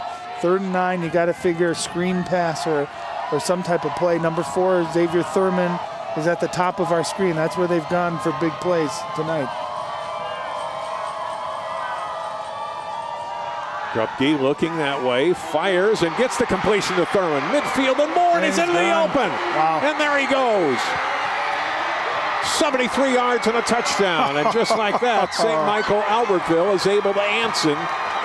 Xavier Thurman, the senior, gets an opening, and boy, he takes off at midfield, and he's gone. Well, they've run a couple plays to him where they've thrown it up along the sideline. That time, Xavier Thurman runs it looked like a post where he's coming right to the middle, a little slant pattern, and a nice throw by Krupke, and Xavier Thurman showing off his speed. It looked like he was going to get caught there, and then he just had a burst and was able to get into the opening, and he was gone. And that's a big-time answer for the Knights. Everything was going Maple Grove's way there in the second half, and that's how you stop that momentum, a big-time play by the senior quarterback and the senior wide receiver. Warburger for the extra point. It's going to be a false start. It's the second penalty of the game for the Knights.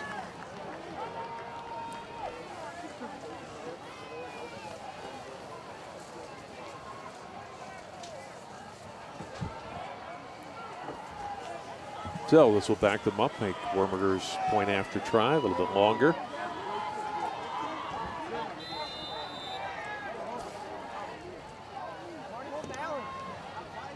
Krupke spotted down at the 14-yard line.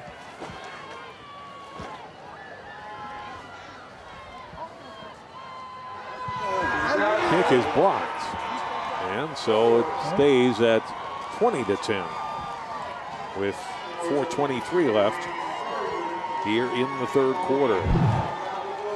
Well, again, 3rd and 9 here, and this going from 4th, you know, if Maple Grove gets a stop, that's 4th down, having to punt, and instead, it looked like the Crimson were playing that throw over the top that we've seen the Knights run a couple of times, and that time Xavier Thurman cut it off and ran a post to the middle of the field, and there was no safety help over the top to be able to tackle. That's just a big-time play, big-time catch and run.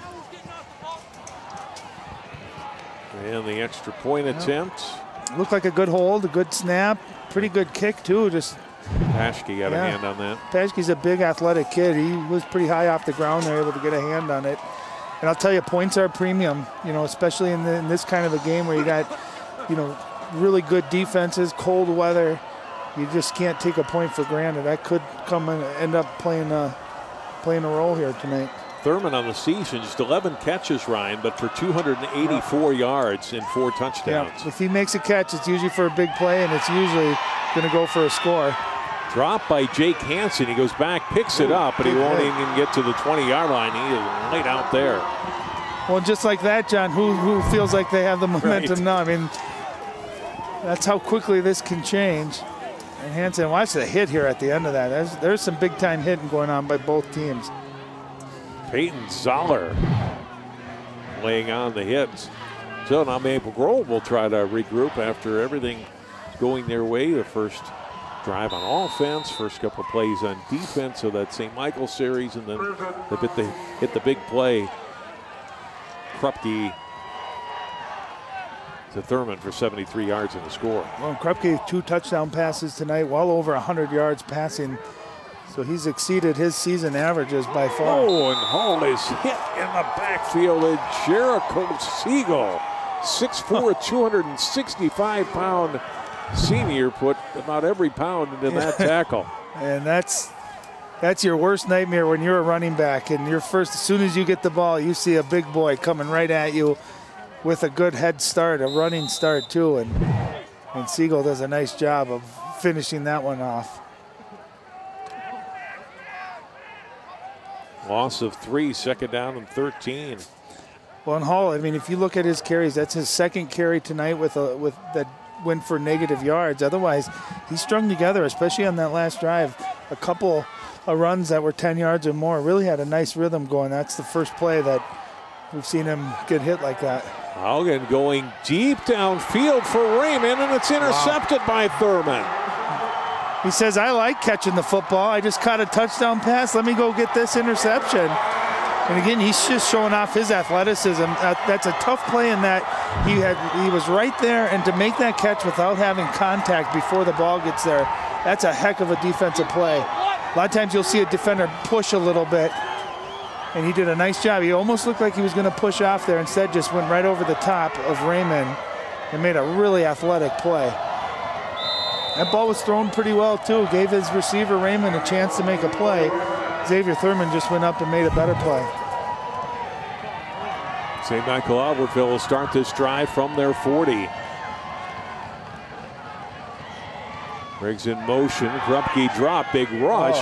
Throws, and that was dangerous. It almost intercepted. Well, and they had it set up. That's a nice play. They run that pre-snap motion, the play action screen. And if Krupke's able to get that ball to Phillips, he's got some green out in front of him, had some blockers out too. He had to get rid of it in a hurry, though. Yeah. You know, and for St. Michael-Albertville right now, John, you don't need another score on this drive. You just want to string together a couple of first downs and run that clock. Try to get into that 4th quarter. You're at a point now where you trust your defense, just running time off the clock.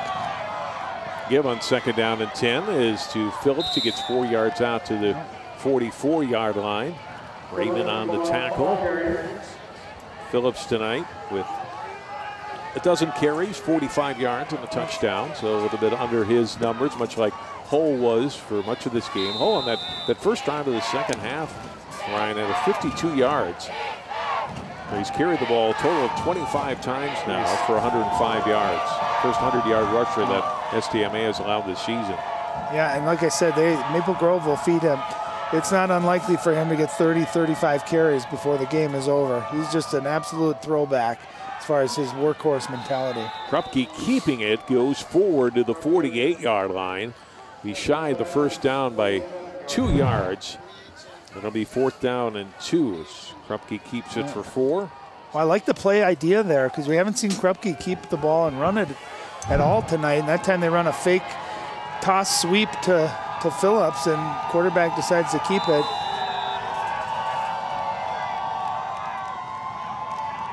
Officials timeout. They're going to go for it here, Jim? Or Ryan, on 4th and 2? Well, I wouldn't be surprised if they're not going to snap it. Offside? Yeah, try to get Maple Grove to jump off sides. This is where you got to have discipline.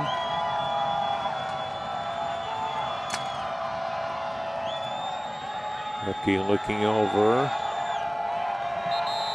And now, either timeout or delay a game. It looks like they have taken a timeout. See, on that, I would have just ran a delay a game, taken the 5 yards. You know, right now with 3 timeouts, you never know when you're going to need those timeouts, you know, in a tight game. I like the idea of trying to get Maple Grove to jump off sides, but at middle of the field like that, take the 5 yards, save your timeout. Unless they're planning on going for it, legitimately going for it. Take a timeout, you get a chance here to really get the kind of play you want. The other thing that's nice when your quarterback's the punter, John, is you don't necessarily have to change personnel. So if you're Maple Grove, you don't necessarily know if they're going to punt it or if they're going to go for it. And the other thing, too, is when you got the quarterback as a punter, the fake punt is always in play. And so you really got to make sure you're buttoned up and defending every possible thing that could happen. It's 4th down and 2. Krupke will line up to punt, standing back at his 35. We've seen Maple Grove come awfully close to getting a block. I'm imagining they're going to bring some pressure here and see if they can get home. Raymond back deep. Krupke gets the kick away. And fair caught. That was a nice punt. By Kamsela, excuse me, Raymond was coming on the rush. And Kamsela coming down, and it's a 1st down for Maple Grove on the fair catch. It'll be back at the 28. See how Krupke came to his right there? The pressure has always come from the top of our screen on the left side. The time he stepped up to his right to avoid that pressure, and was able to get a really nice kickoff. Liam Arbiter on the fair catch. So it's 1st down and 10. Maple Grove back to their 24-yard line. They go back to Hull. And a gain of 6 on 1st down.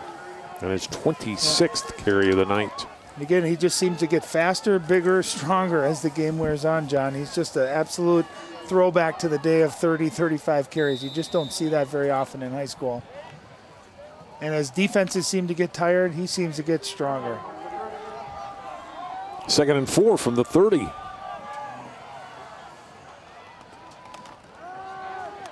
Feed it to him again. This time they get him wrapped up and turned back.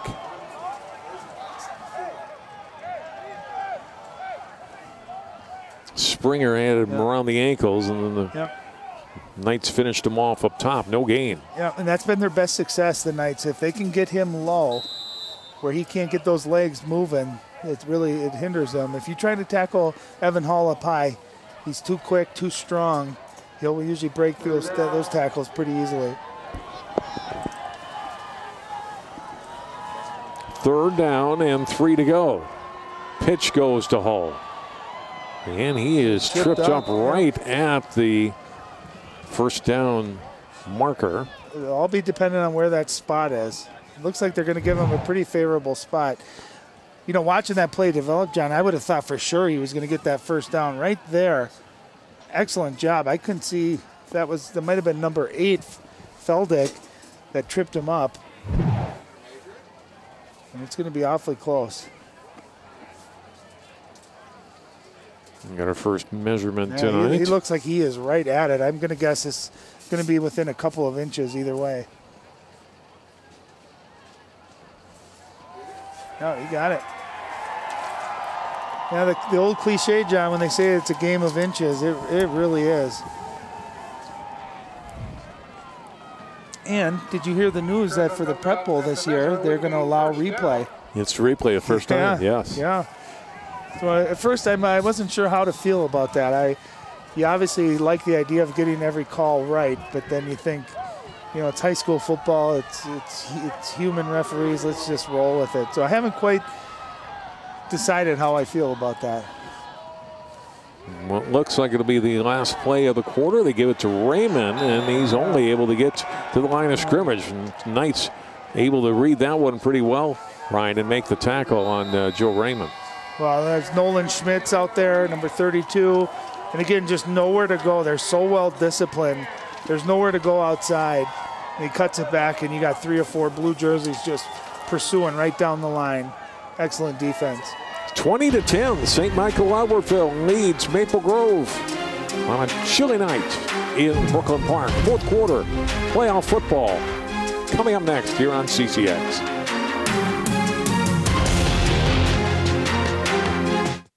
I adopted Bento in 2010 from a shelter. As it turns out, we have very similar personalities. And this cat makes me make art because he's always motivating me to take pictures of him, to draw pictures of him. He just is motivating artistically. It's just that simple. Well, he's my best friend, but a lot of people know him as Keyboard Cat.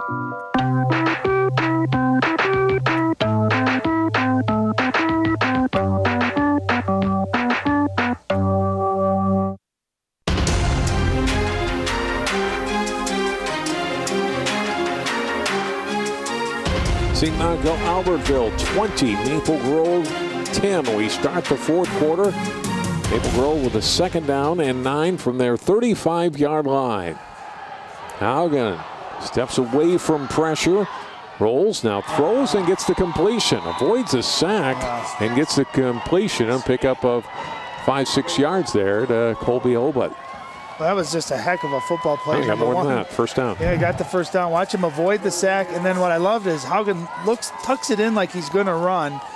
The Knights defense comes up, and at the last second, he's able to fire a dart for a first down to Colby Albert.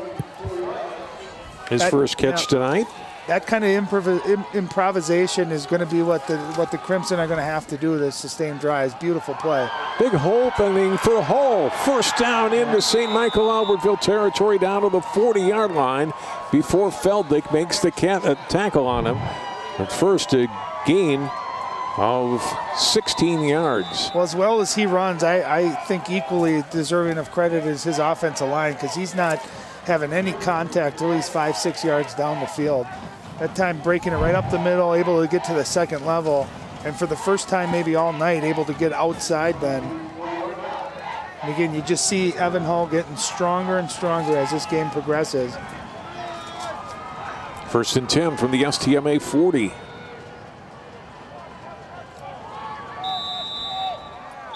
Whistle.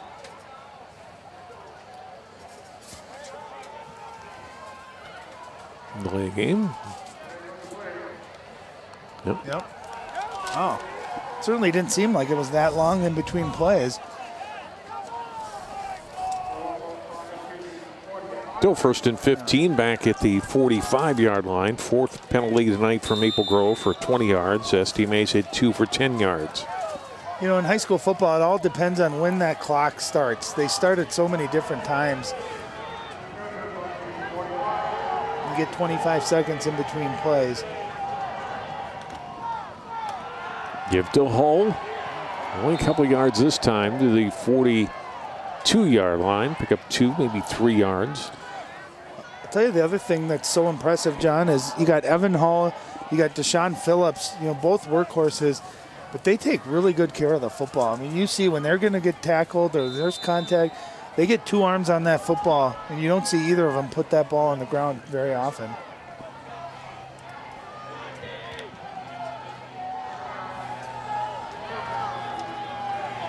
You know, let's see if we can go back to that play action with the fullback out in the flat. It's been very successful. Haugen down he goes back at midfield. Sacked by Siegel and Buchholz. Buchholz has just been a nightmare tonight for the Maple Grove offense. And you see coming on our left defensive end, he just makes a great stutter and slant, comes inside, and just no chance for Haugen there to set his feet. They were trying to take a shot down the field, a low play action, and just no time to do it. First sack of the night for STMA. It backs Maple Grove up. They've got a 3rd down and 19 now from the Knights' 49-yard line. We're under 10 minutes to play in the 4th quarter. 3rd and 19, you wonder too, John, at midfield, is if they get 10 or 12 yards, is it 4-down territory? I would think so at this point. Haugen, another big rush, gets the completion. Raymond's got some space. That's back to the middle of the field, 45-40, dives forward to the 38. It'll be shy of the 1st down, but a more makeable distance for a 1st down. Picks up 11 there. Yeah, what a well-designed play. That's a rollout to the left there with the screen coming back to the right side. And I thought right there that cutback allowed Raymond to get an extra 7-8 yards on that and to set up a 4th and manageable. 4th and 8 from the St. Michael-Albertville 38. And a nice call too. How do you use a aggressive pass rush? Well, you run a screen to kind of combat that. 3 receivers to the left. Haugen, though, will throw to the right. Hit as he throws and incomplete. I think that was Steinke that put the pressure on. Outside linebacker coming from the very top of our screen. You can see that. Yeah, Haugen couldn't set. Looked like there was contact on his arm as he threw it. You can see him not able to follow through. And really, STMA just done a nice job of getting pressure on Haugen. When Haugen's had time to set his feet, John, he's been very accurate tonight. But you got to give your quarterback some time, especially on 4th down. Another flag is down before the play starts.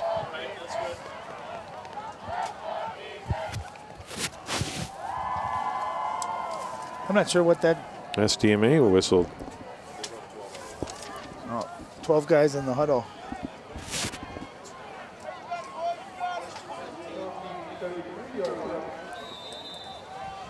First and 15 back at the 33 now for the Knights. 8:54 to play. The clock continues to run in St. Michael-Albertville's favor. They've got the football, the lead, the 2-score lead. And Krupke will roll out on 1st down, and it is almost intercepted. You got a flag in the backfield. I think they're going to get a targeting penalty on the quarterback. So roughing the passer there. Interesting play call to run a pass on 1st down. And there you can see Raymond helmet to helmet. That's just such a tough call to make. You certainly know there's no intent on that. That's just hard to. You're coming in there. The last thing you're thinking about is, hey, I hope I avoid someone's head. But with football and protecting quarterbacks, protecting head injuries and all that, it's certainly going to get called more and more, and you got to be cognizant of that. And I'll tell you, for Maple Grove, instead of 2nd and 15, now you got an automatic 1st down. Better look at it there, and that's with that helmet contact. Hit him up high. Yep. If you're in that chest area, you're okay. 1st and 15. Another flag is down on the carry into Maple Grove territory. Pick up a 4 here for Feldick.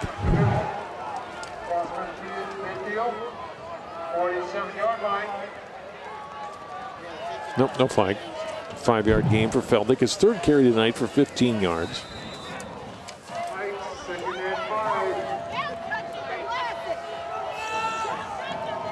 In I formation, you'll see some power football here with Deshaun Phillips following his fullback. 2nd down. And the give, and it looks like a 1st down run there for Deshaun Phillips. And we're right at the sticks. Maybe just a little bit short. Yeah, he will be short. Yep, that's just a power running game with a fullback I formation, and Deshaun Phillips finishing his run extremely strong as well. You set up a 3rd and 1st down, or 3rd and 1 to go. You see St. Michael-Albertville, of course, too, is they're going to run that play clock down to 2 or 3 every time before they have to snap the ball. Yeah, it's a 1st down. Pick up of 5 more inside the Crimson 40-yard line down to the 38. Phillips again. And that's been their go-to short yardage play. We saw that they ran that for the touchdown earlier in that first drive of the game, and they're 3rd and 1, and it's that quick dive to the right or left side. It's just really hard to defend. A running back gets a pretty good head of steam really doesn't allow for penetration. It's a safe play and usually very effective for short yardage. To the 37. We'll go to Phillips again. Dances his way down for 4 more yards to the 33-yard line for the tackle by Steinberg. Well, you said it, John, dancing his way. Look at his footwork. If you're a young running back watching, watch how nimble he is on his feet. He's just got great balance and he's shifty, as is Evan Hall too. Great running backs, you got to have excellent balance. You got to be able to shift and cut and then explode forward. And we're seeing 2 of the better ones in the state of Minnesota here tonight. 2nd down and 6. Should be coming to the left side. And they do. It's Phillips again. He's hit from behind by Paschke. Grabbed him from behind and throws him back. Yep, then a flag comes out for a excessive hit or a late hit or unnecessary roughness.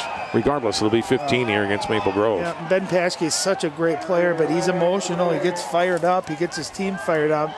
And when that whistle blows, you got to stop. You can't finish that play, and that was clearly after the whistle blow. See if we can hear it on our replay. You know, right there, the whistle's blowing, and then when you finish it off, it maybe sold a little bit too on Deshaun Phillips' side, but right about here, yep, you can hear it right there. You got to let that go. Easy call for the referee to make, and again, the second personal foul penalty we've seen on this drive to give the Knights a first down.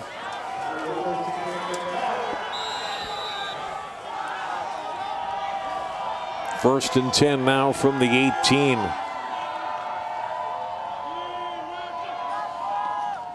Krupke will hand off. Phillips spins out of one tackle and gains a couple of yards down to the 16-yard line. And that's a heck of a 2-yard run. I mean, there was contact in the backfield. You see 2 spins on that play. And you get the feeling Michael-Albertville can feel it now, right? Yep. Yeah, you can taste it. And this is where you love having that go-to running back that you can trust, that you know is going to give you positive yards, going to take care of the football. You see Marcus Krupke knowing how much time is left, waiting for that referee to signal to him when it gets down to 5 seconds, and he'll get on the ball and snap it. Smart job by the senior quarterback. With a handoff, another short run, but again, it keeps that clock moving. Phillips with the carry again. And for Jared Esler, it's such a confident feeling when you trust your defense too. You know you probably don't need any more points, but just take that time off, knowing your defense is waiting, and it has been great all season long. 3rd down and 8. But we're inside of 5 minutes to go now to play in the game. Krupke up under center again.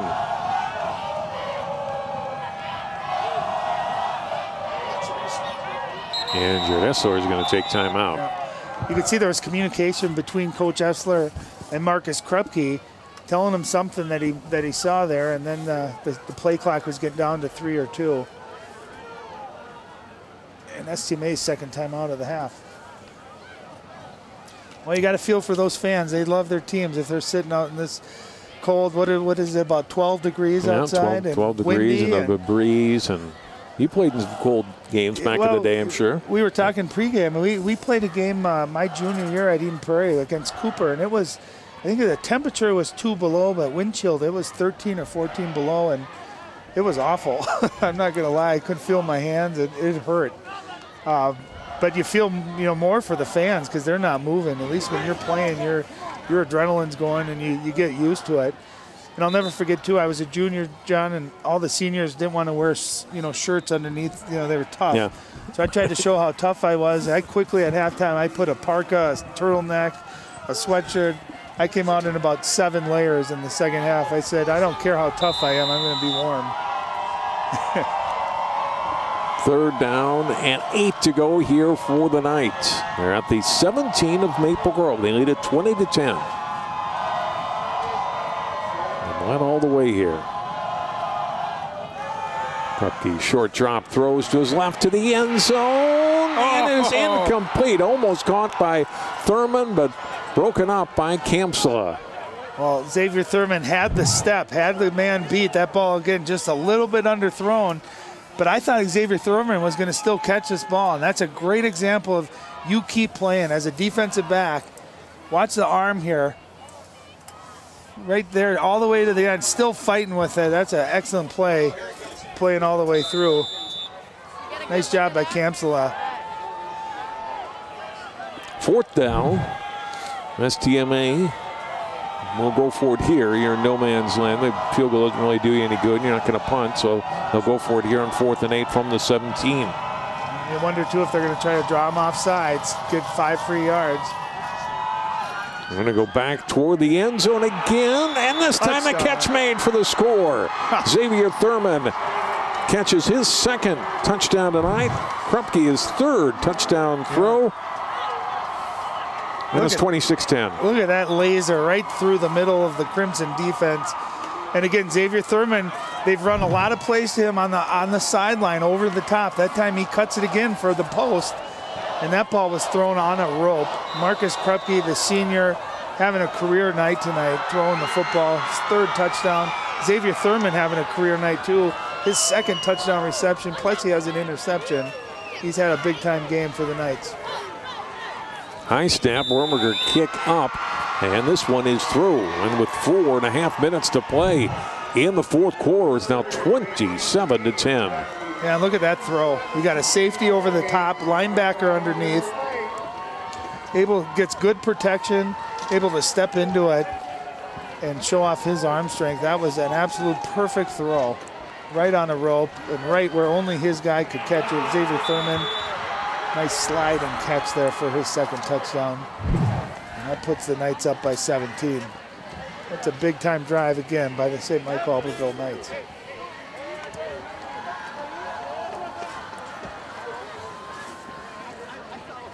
Krupke tonight, Ryan, 5 completions in 9 attempts, 3 touchdowns, 1 interception, 5 completions, 159 yards. So you're telling me when he's throwing, number 1, they're usually going for a pretty big yardage, and number 2, they're usually going for touchdowns. 60% of his completions have been touchdowns.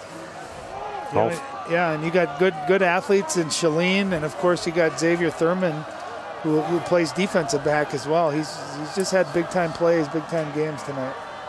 Thurman tonight, 2 touchdown receptions and an interception. This ball will be taken by Raymond back at the 15-yard line. And Raymond won't get back to the 30 before he's driven down.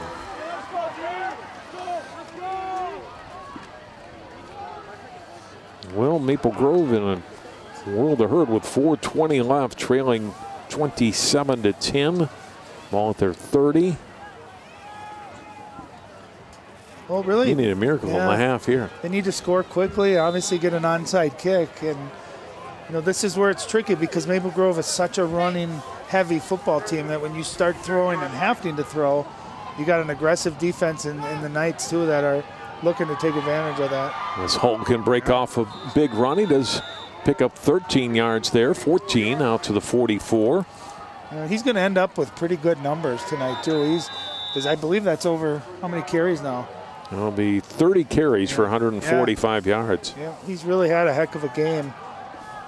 And he's earned them because he started pretty slow. It's really been the last, 18 to 22 carries where he's been able to get a nice rhythm. I'll get down the middle, and Raymond is open. And he's down inside the 30 to the 26-yard line, 21-yard line. There's a flag back at the line of scrimmage thrown after that ball was caught.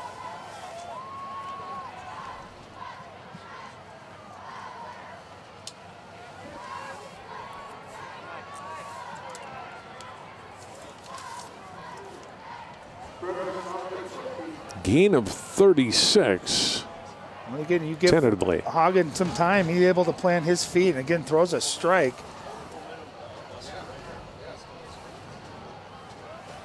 Oh, they're coming back. Oh. False start.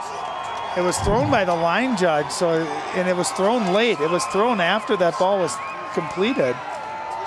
So really kind of an unusual penalty. You know, it's one thing, if that's a false start, usually you'll see the flag thrown right at the start of the play. That flag I was watching, when it got thrown, it was after the ball had been completed. It's an unusual call and negates their biggest play of the night. Joe Raymond right down the seam. Nice throw by Curtis Haugen as well.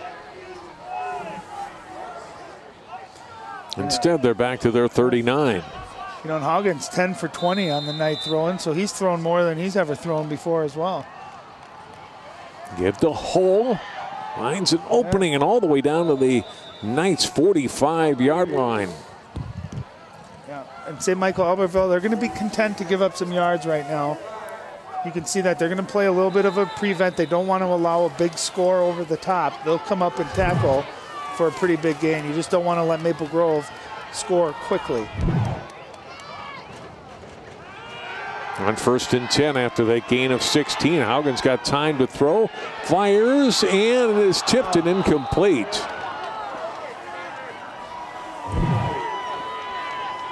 That was Tanner Longvon, number 23. And Xavier Thurman was back there too. And I've been in those situations. Watch number 4, Xavier Thurman probably was timing that ball perfectly. And that's where as teammates you look at each other like, man, I was going to catch that. 2nd down and 10. Clock stopping. 3:24 to go in the 4th quarter. And give to Hull inside the 40. Gains 7 yards down to the 38-yard line. That clock keeps moving down toward 3 minutes of 3rd down. Coming in 3 for Maple Grove.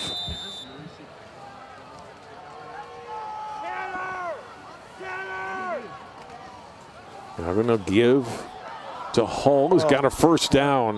A little extra effort gets him a couple more yards. That's great effort, great balance, great leg strength there. He looked like someone had a hold of his legs short of the 1st down. Watch his 2nd effort right there, just regathers himself, falls forward. That's Maple Grove might lose this game, but it's not going to be lack of effort, especially on Evan Hull's part. Deep drop and a rollout by Haugen. On 1st down, throws, and Raymond coming back to the ball. Makes the completion down at the 25. Yeah, and it's going to be short of the 1st down, and he's going to stay in bounds. So really kind of the worst play possible for Maple Grove in that it's a short completion and the ball stayed in bounds. The clock is going to continue to run.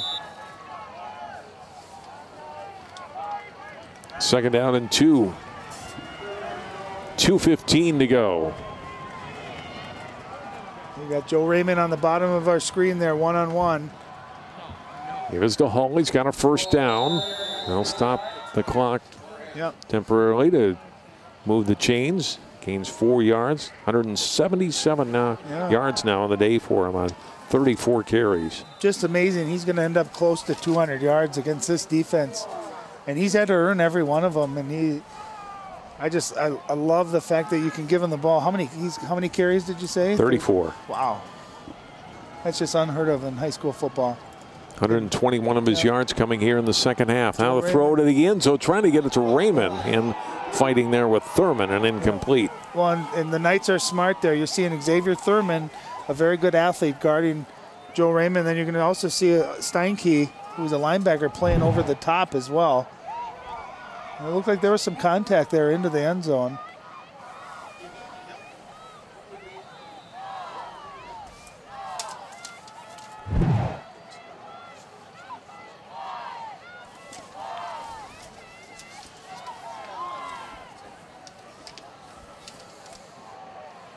Second down and 10 from the 20-yard line. We're down to 1 minute and 43 seconds to play in the ball game.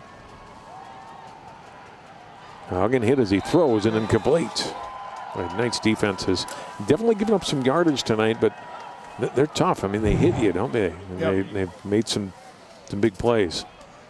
Yeah, they've had really good pressure too on Haugen. Eden Prairie beating Lakeville North right now 28-0. So it looks like it's going to be my two schools. You know, the place I grew up in, against the place I currently live, Eden Prairie against St. Michael-Albertville next week. 3rd down from the 20-yard line. Now going to hand off to Hull again. Makes one tackle, but that's all. Be stopped at the 17 and driven back.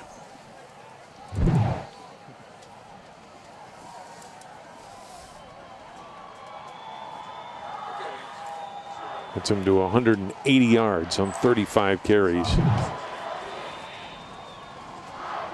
He's got another year coming back, but the solid senior class for the Crimson and playing their final minute plus of football here. Haugen throwing, and it is caught for a touchdown. It's Joe Raymond for the score in front of Jacob Steinke, and Maple Grove gets 6 late. That's a great throw going to your left. Haugen was able to get his back foot planted, and that's just an unbelievable catch by Joe Raymond, because there was contact right as he got that ball, able to squeeze it, hold on to it, take it all the way to the ground. That was a big-time throw and catch. I just love Joe Raymond. I love everything, how he plays, his athleticism, and how versatile he is, too. Peterson's kick is blocked. Yeah, Matthew Feldick, number 8, coming off the edge there, able to get to that ball. And here's that throw. Nice block by Evan Hall, too, to give Haugen some time there to get that ball into the air. That ball hung in the air a little bit, but a nice job by Raymond. Watch him go up and get that at its highest point. And that is just a split second away from being broken up. Nice job by Joe Raymond making a great catch. Tough catch. And that's a senior right there, Joe Raymond, that you can tell maybe sensing that his football days are, a minute and 20 or a minute away from being over with. And it's an emotional feeling when you're a senior, whether it's a win or a loss. That last game, that last couple minutes, the majority of these kids aren't going to play football in college, and a lot of them have been playing since 4th and 5th grade together, and it can be very emotional, and you don't want it to end. And you don't want to have any regrets either, and the seniors on both of these teams really have left it all on the field. They have a lot to be proud of, win or lose. Now St. Michael-Albertville with 9 players within 15 yards of the ball or so. Yeah, anticipating Peterson's onside kick.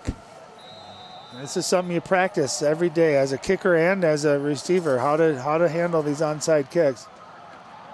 Oh, got it 10 yards, and they got it back. That's a beautiful play. You kick it short, and you almost have a fullback coming through there to back up the receiver here. Let's see who was coming and giving that contact. Paschke's 45. He drives the player off it, and then Justin Stolp recovers it. I mean, that's just executed perfectly. That ball was right at about 11 yards, so it just crossed the 10-yard marker. And, when you're one of those up front guys, it's a hard thing because you got to field the ball, but knowing that you got contact running, flying at you, not an easy thing to do. Well, you see another quick score, another onside kick, and another quick score, and the game's yours. Yeah, well, now you're down 11, so you need a touchdown and perhaps a 2-point conversion and a field goal. Yeah, we get a timeout taken by St. Michael-Albertville. And that's where that blocked extra point could really, potentially play a role. Because if Maple Grove is able to score and score quickly, they'd need that 2-point conversion. The Knights are down, or out of timeouts now. 57 seconds to go. Maple Grove will have a first down and 10 at the St. Michael-Albertville 49. Well, and you got to imagine, obviously you're going to try to take a shot down the field, and you got to think Joe Raymond's going to be involved. He's kind of been your playmaker as far as the passing game goes. You don't want to throw it short, and you don't want to throw it in the middle of the field where that clock can continue to run. But Maple Grove does have 3 timeouts, so anything that either isn't deep or isn't get out of bounds, I'd imagine they're going to use a timeout, stop the clock. If you could score here within the next 15 to 20 seconds, and we've seen crazy things happen on onside kick. I mean, it's not unfeasible to think that they could do this. We've seen crazier stuff happen, that's for sure. This would be pretty crazy. Oh, it would be. Yes, it would. But you got to watch, things for, hook and ladders, those type of plays, any type of trick play like that. Roll out for Haugen. Steps up into his throw. Gets a completion to Raymond inside the 30s down the sideline. Wow. And Raymond in the end zone for a touchdown. Well, see what I say. One quick play. I told you Joe Raymond, right, too? I said it could happen. We've seen crazier stuff. And that's kind of a similar play they just scored the touchdown on. That was like a deep out. Joe Raymond, and I like to see good blocking down the field. Number 20 was down there, Eric Christensen, with a great downfield block. You know, you take 5-6 seconds off the clock, you add another couple of points, and they're right back in this, the Crimson are. Obviously, you'd love to get this 2-point conversion so that you'd only need a field goal to tie. But this is Maple Grove. You give them credit, you give their coaches credit for fighting all the way till the end here. A lot of teams would have hung their hat. And Maple Grove certainly didn't do that, showing all their fight tonight. Trying to make it 27-24 here. Haugen. Roll out, throw, and high and incomplete. Yep. Trying to hit it to Stolp and incomplete. So now you need another onside kick, but now a touchdown to win it. Well, it's second touchdown pass by Haugen, and Joe Raymond's second touchdown. And I really think what made that play was the block down the field. It was a good deep out, and here a little play action. We've seen him have the success running this play. And actually, I thought the right read on that was number 4, Jake Hansen. He was a little bit deeper in the end zone. Instead, he threw it short, able to get it deflected. But if you're Maple Grove, I mean, you practice different kinds of onside kicks, and I'm sure Coach Esler has told his Knights maybe to feel how to field this type of onside kick. If you kick it slow like that and you get blasted, I mean, it's a hard onside kick to defend against. And if you're St. Michael-Albertville, if you recover this, game's over. So really, the season's on the line here for both teams. All right, Peterson. Successful onside kick just 13 seconds ago. We'll try it again. See, they got to wait for it to go 10 yards, and Stolp recovers it. Again, a second recovery. They had a little wall out in front of him. Wow. And they had to wait for it to go 10 yards. Watch it, watch it, watch it. 10 yards and a recovery. How about that? Patience and really well executed. And knowing he can't pick it up before it crosses midfield, and Justin Stolp gets on his second offensive onside kick. Did I tell you crazier things have happened, JJ? This is unbelievable. 1st and 10, Maple Grove, 45 seconds to go. And 3 timeouts, too, for Maple Grove. You got plenty of time, but you do need a touchdown.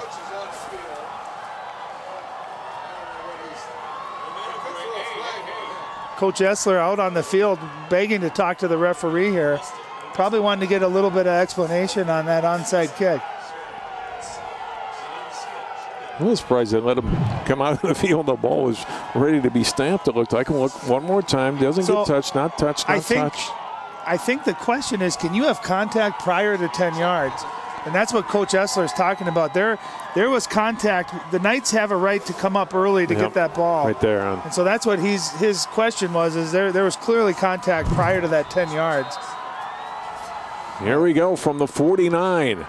Maple Grove somehow still in this. Haugen throwing left side, completion. That's a first down. And it'll be a first down. Raymond driven back, but he got 11 yards. Yep. Stop the clock with 36 seconds to go. Yeah, I'm guessing Maple Grove is going to call a timeout. Yep, they did. So they stopped the clock. First down. Gain of 12. Yep. This is crazy. This is unbelievable. What a finish. What a last couple minutes here. And again, win, lose, or draw, you got to give Maple Grove a ton of credit, because it looked pretty bleak just a couple of minutes ago, and they had to have everything go right, but you have to execute too. And to execute 2 onside kicks and then 2 touchdowns too out of it, they've given them a lot of credit. If you're St. Michael-Albertville, this is where you got to come together. This is where your leaders got to come together and say, enough of this. Let's get a stop here and get out of here with a win and continue our season. 7 catches for Raymond, 118 yards, and 2 touchdowns, both in the last minute. Well, and if I'm the Knights too, I'm singling Joe Raymond and saying we're not letting him beat us. And if you're Maple Grove, do you use him as a decoy perhaps and get a play somewhere else? Because you know the Knights are going to have some help to help out against number 21. They're going 3 wide receivers to their right side with Joe Raymond on the inside slot. From the 37. Double pass. Quick throw, yeah. Raymond. 35 down to the 31, gain of 6. Yeah, and they're going to have to use their second timeout. I like the idea of trying to get their playmaker a chance to make a big play. Nice tackle, though, and you end up not getting a first down or getting out of bounds. Well, now you're far enough down the field now where you know at some point you're going to get a shot here. You got a chance. Even if you don't pick up anything in the next couple plays, you got a chance to go to the end zone at some point if you need to. If you're Maple Grove, you got 1 timeout left. I think you try to get the first down. The clock will stop. You get up, you spike it. You want to preserve that last timeout if you can. Because if you have a timeout, then it allows you to still use the middle of the field in these last couple of plays. If you don't have a timeout, you either got to take a shot to the end zone or you got to stay close to the sideline. Yeah, teams you always want to have that timeout in your pocket to be able to use if needed.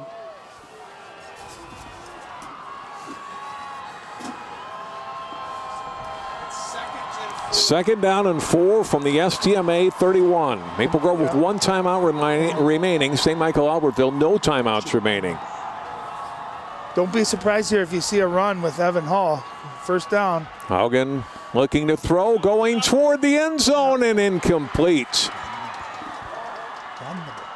Raymond was down there, Christensen as well. Raymond got a hand on it, but it's incomplete. It's 3rd and 4. Well, and a dangerous throw. You throw into a big group of traffic, that ball gets tipped, that could be intercepted. So now if you're Maple Grove, you got to start thinking just about getting a first down here.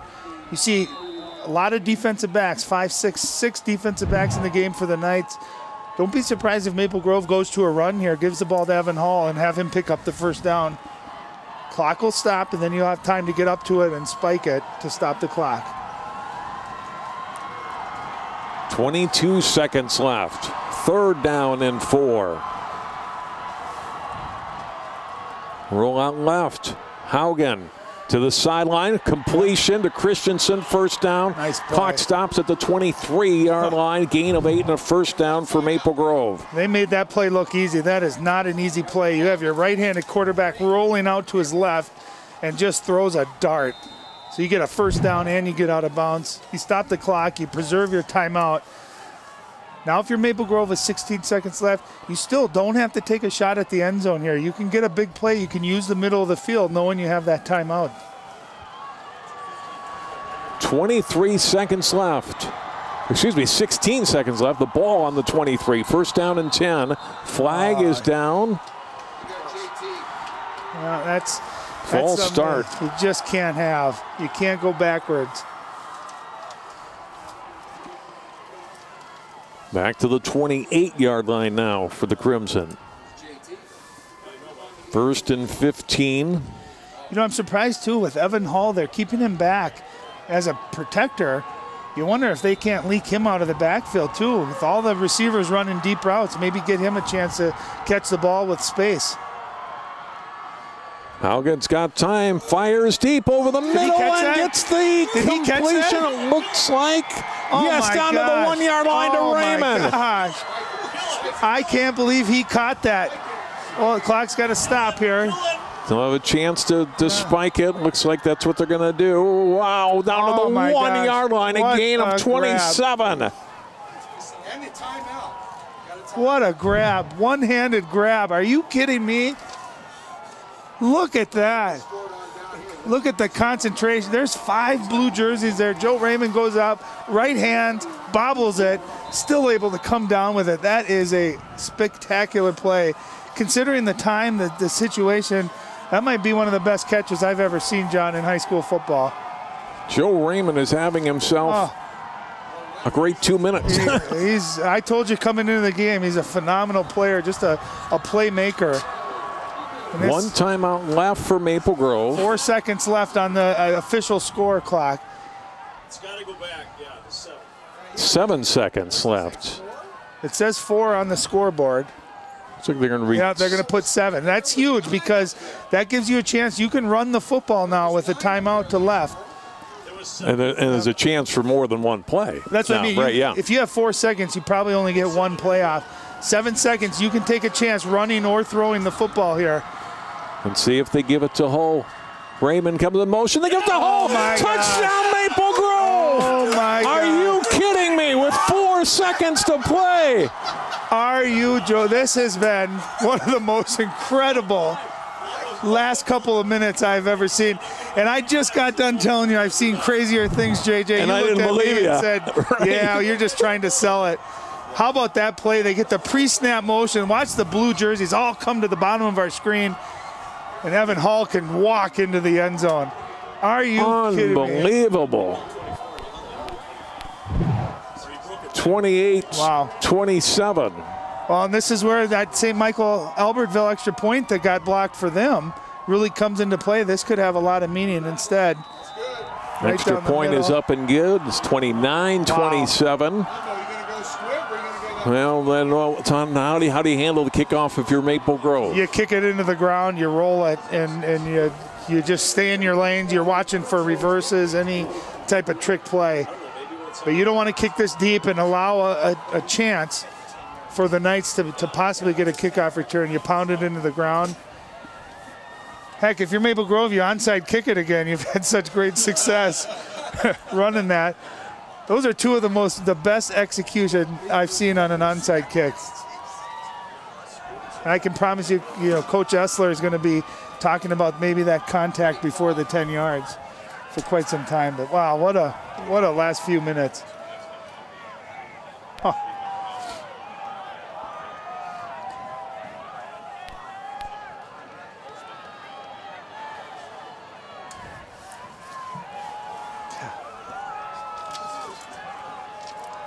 St. Michael-Albertville in shock right now, and you get a hope for like the Stanford band play here, Ryan, to have any shot. Well, the way this game's gone, John, I wouldn't expect anything less than that. Unbelievable. A little pooch kick toward the right side will be handled back at the 23. Now they'll throw it backwards. The ball is on the ground, but still alive. They throw it back one more time. A lateral. Pitch it back to the left. The 15 and Hanson. Oh, it didn't end it. And now the ball goes out of bounds. And Maple Grove, 3 touchdowns in the last 59 seconds of play. And they win it 29-27. They'll play Eden Prairie next Thursday night. What a game. This might be the most amazing finish I've ever seen. That is absolutely unreal. If there were such a thing for high school football as that StatCast, they would have put the win percentage at 99.9 for STMA with 2 minutes left in this game. It started, we saw Joe Raymond make that first touchdown catch. They get the onside kick. We said they got to score quickly. One play later, they're in the end zone. We said, hey, how do you get it? You got to get another onside kick. And here's that second onside kick that they were able to recover. That really, to me, was just, that was the first one. They almost look identical. And here's that touchdown after that onside kick. They score on one play to Joe Raymond, his second touchdown reception of the fourth quarter. Here's that final onside kick. Again, just executed to perfection. And still at this point, there was no guarantee that they were going to win the game. I thought this was a huge play. Able to get the ball, get the first down, and that set up. Here's the first down, got out of bounds. I mean, they just executed this offense. To Christensen. This, to me, was the play of the year. Look at the blue jerseys around him. Joe Raymond with one hand bobbled it and still had the concentration, knowing he was going to take a hit to make that play, and a great play call there. You get that pre-snap motion. Albertville bought it, and that might have been the easiest touchdown of the season for Evan Hall. And you give him a ton of credit. He had, 36, 37 carries on the night. I mean, just got better and better. And really, we talked about it pregame that these quarterbacks were going to have to make plays tonight, and both quarterbacks were, I thought, outstanding. And it looked like St. Michael-Albertville had the edge. It certainly looked like Marcus Krupke was going to have the night, and Curtis Hagen just never gave up, throwing 2 touchdown passes down the stretch. What a finish.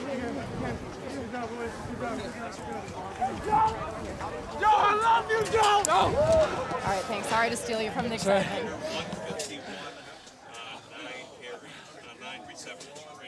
Let's go down to the field now. And Allie Alt's got one very happy Crimson player.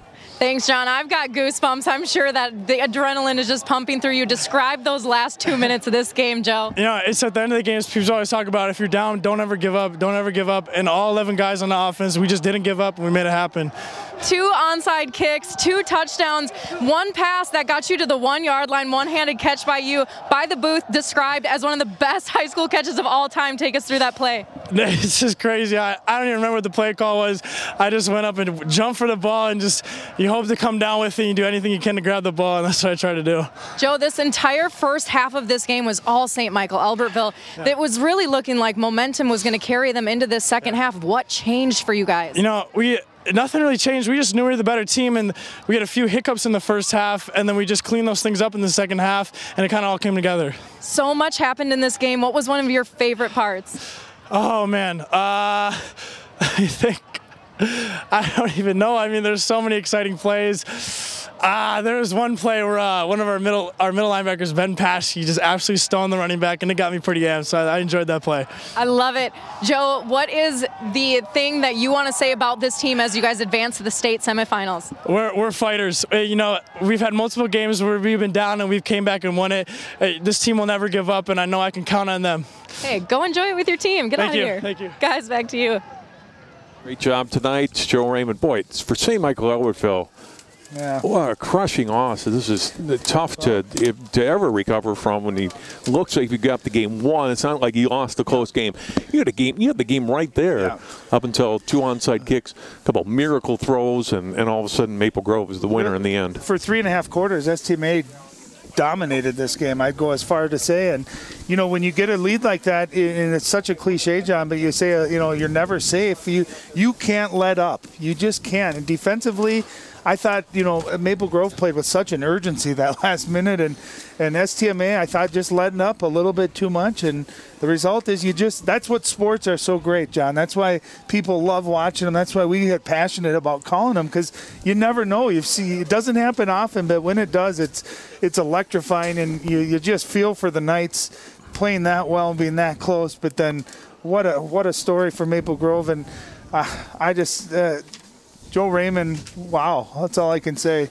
Unbelievable play. Justin Stolp with the 2 onside recoveries there in the last minute too, and then everybody kind of plays a role, and then right. in the end you get a win. From the kicker down to your offensive line, buying time for Curtis Haugen stepping up, and Evan Hull having just a phenomenal football game. Really fun to be a part of tonight with you, JJ. Well, and credit to our camera crew out there, bearing in this cold weather. You guys did an awesome job. Cold night, and Maple Grove advances. They'll be warmer next Thursday night.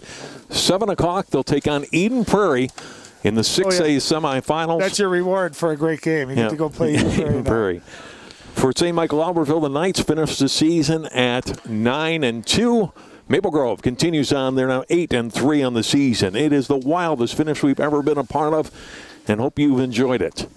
For Ryan Iverson, Allie Arlt, and all of our great crew tonight here at Park Center High School, our final score in an unbelievable ending. Maple Grove over STMA 29-27, the final.